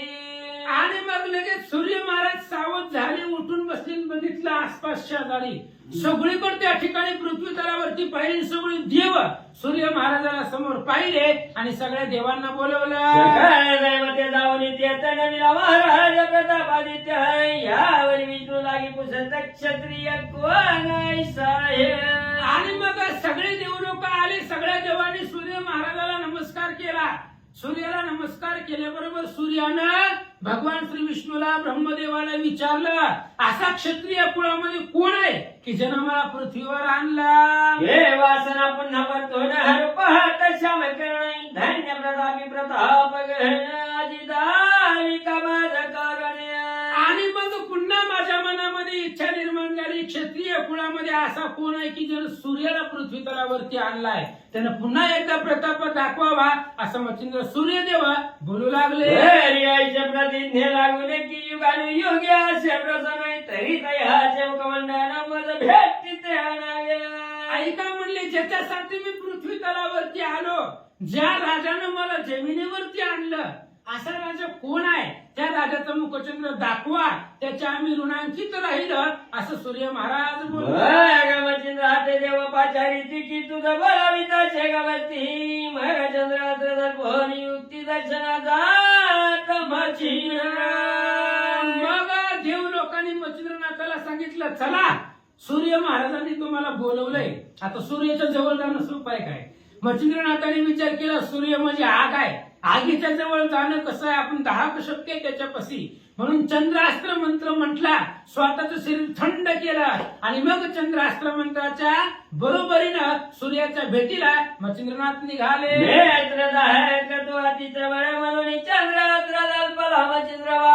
ते मागे पुढे परमाची तळचंद्र मच्छिंद्रनाथांना माहिती होतं सूर्याच्या भेटीला जायचंय म्हणजे सूर्यापाशी आग आहे, अग्नी आहे, धाकत आहे त्याच्यापाशी. आपण जर त्याच्यापाशी गेलो तर आपलं शरीर जळून भस्म होईल. म्हणून चंद्रास्त्र मंत्र म्हटला आणि चंद्र ही शीतळता देतो, गारवा देतो.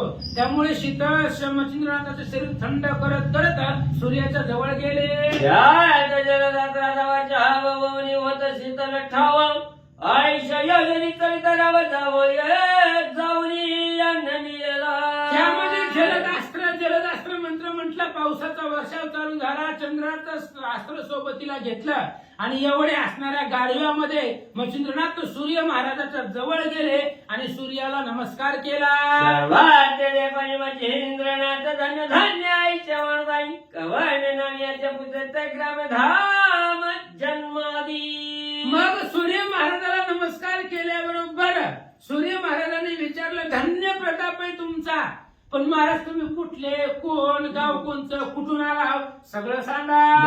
विष्णू निर्मळा पातवानी कथा नाम धामाली सांगितली वारपाणी कवी नारायण महिवरत्ता मच्छिंद्रनाथ निर्वतस्य. मग असा प्रश्न मच्छिंद्रनाथाला विचारला सूर्याने की तुम्ही कोण आहे, तुमचं नाव काय, तुमचं गाव काय, कुठून आला. त्यावेळेस भगवान श्री विष्णू सूर्य महाराजाला मच्छिंद्रनाथाच्या जन्माची कथा आणि हा कवी नारायणाचा अवतार आहे असं सांगितलं. माझा अंश चांगलं पाणी वाटला. त्यावेळेस भगवान श्री विष्णूने सूर्याला सांगितलं, महाराज हे माझाच अंश आहे, मच्छिंद्रनाथ आणि मी काही वेगळे नाही, ते असणारे माझाच अंश आहे, कवी नारायणाचा अवतार आहे. आणि असेच 9 नारायण जे पृथ्वी तलावरती पुढे होणार आहे ते सगळे माझेच अवतार आहेत, माझेच अंश आहेत भगवंत सांगतात. मच्छिंद्रनाथ कवन कमनी व्याधरी ते करी महाराजा. म्हणून भगवंताने सूर्याला सांगितलं, सूर्य महाराज मच्छिंद्रनाथाच्या मनामध्ये जी कामना आहे ती इच्छा आहे ती विचारा आणि विचारून ती इच्छा पूर्ण करा भगवंत सांगतात. युग गेले परी आयुष्य नाही केले धन्य तुझा व्रत हा पाच विपुल धन्य गुरु तुझा तो. आणि लगेच सूर्याने सांगितलं, महाराज कृतयुग गेलं, त्रेतायुग गेलं, द्वापारयुग गेलं, ही कलियुग आले, पण ह्या पाठीमागच्या 3 युगात मला नाही कोणी पृथ्वीवर आणलं, नाही कोणी जमिनीवर आणलं, पण तुम्ही कलियुगामध्ये एवढा अफाट पराक्रम केला असं सूर्य महाराज बोलतात.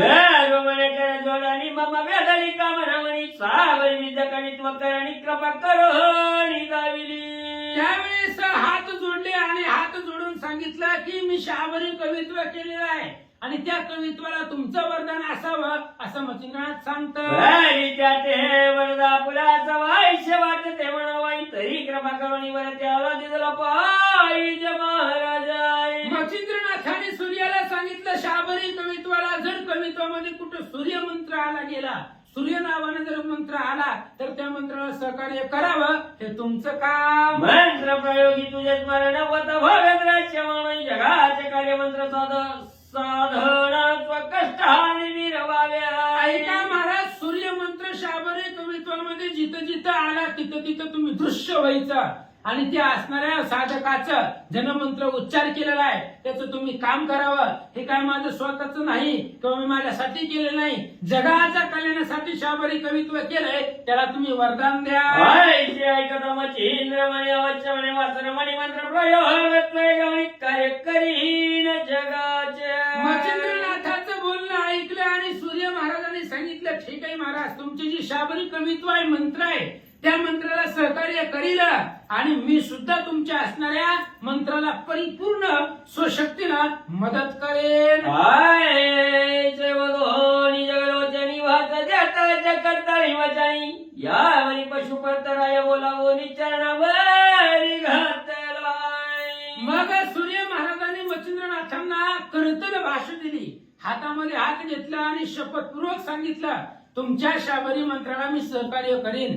लगेच मच्छिंद्रनाथांनी पाशुपत राजाला बोलवलं आणि सूर्य महाराजाच्या चरणावरती राजाला डोकं ठेवलं. वंशी वीर्य प्रवाह वंश मालिक सगुण सर्वाई गोष्ट केला तर जावं मचिंद्र ते सवयी. मच्छिंद्रनाथाने सूर्यदेवाला सांगितलं ही पाशुपत राजा तुमच्या वंशातला आहे म्हणून याला आशीर्वाद द्या असं सांगतात. वंश मालिकाशी घोर धोष्ट झाला तरी मग आपला चिंतकर विषय वाद चक्र आव्हानी. मच्छिंद्रनाथाने सांगितलं ही पशुपत राजा सूर्यवंशामधला आहे त्याला असणारा आशीर्वाद द्या ह्याच्यावरती लक्ष राहू द्या. वंशाची मालिका सांगितली आनंद वाटला. मग आपला रथ बोलवला आणि वाऱ्याच्या आधारानं पुढे निघाले. सगळं देह व विमान यांनी गेले सर्व आपला पूर्व पाहते झाले ते वेळा. इकडे सगळे देव जे विमानामधून आलेले होते ते आपापल्या विमानामध्ये बसले आणि विमानामध्ये बसून आपापल्या स्वर्गाला निघून गेले. इंद्रनाथ कृपया वनवणे पाशुपत दादाला करून तीर्थ राममूर्ती बंधोलिया. इकडे पाशुपत राजा ते असणाऱ्या मच्छिंद्रनाथांनी पाशुपत राजाला पुन्हा भेटले.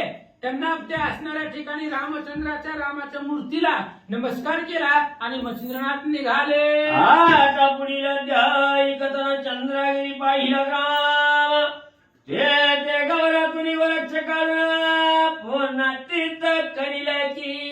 आता पुढच्या अध्यायामध्ये याच्या आधी 12 वर्षापूर्वी या चंद्रगिरी गावामध्ये आलेले होते मच्छिंद्रनाथ आणि तिथं सर्वोपदयाळ नावाचा ब्राह्मण त्याची पत्नी सरस्वती. त्या सरस्वतीला सूर्य मंत्राने विभूती मंत्र दिला होता पण तिने ती गायीच्या शेणामध्ये उकिरड्यावरती टाकून दिलेला होता. त्याच उकिरड्यामधून गोरक्षनाथाचा जन्म होईल आणि गोरक्षनाथाला घेऊन पुन्हा तीर्थयात्रेला जातील. वंशी दुंडी श्रीहरीचा चरणांगत आहे. पुढील अध्याय उत्तम कथेत निवेदिल तृतीयांशी. ग्रंथकर्ते सांगतात नरहरी वंशामधली धोंडीचे सूत मालू भगवंताचे शरणांगत आहेत. आता पुढच्या अध्यायामध्ये गोरक्षनाथांचा जन्म होणार आहे आणि ती असणारी गोरक्षनाथांची जन्मकथा आणि मच्छिंद्रासोबतची त्यांची तीर्थयात्रा. अतिशय सुंदर कथा लक्षपूर्वक ऐका. भक्ती कथा चौरसमंत गोर सदा परिचोत भाविक चतुराष्टवाध्याय गोर श्रीकृष्णार्पणमस्तु शुभम भवतु. पुंडलिका हरि विठ्ठल श्री ज्ञानदेव तुकाराम पंढरीनाथ भगवान की जय. नवनाथ महाराज की जय. कपिवर्य महाराज हनुमान की जय. हर हर महा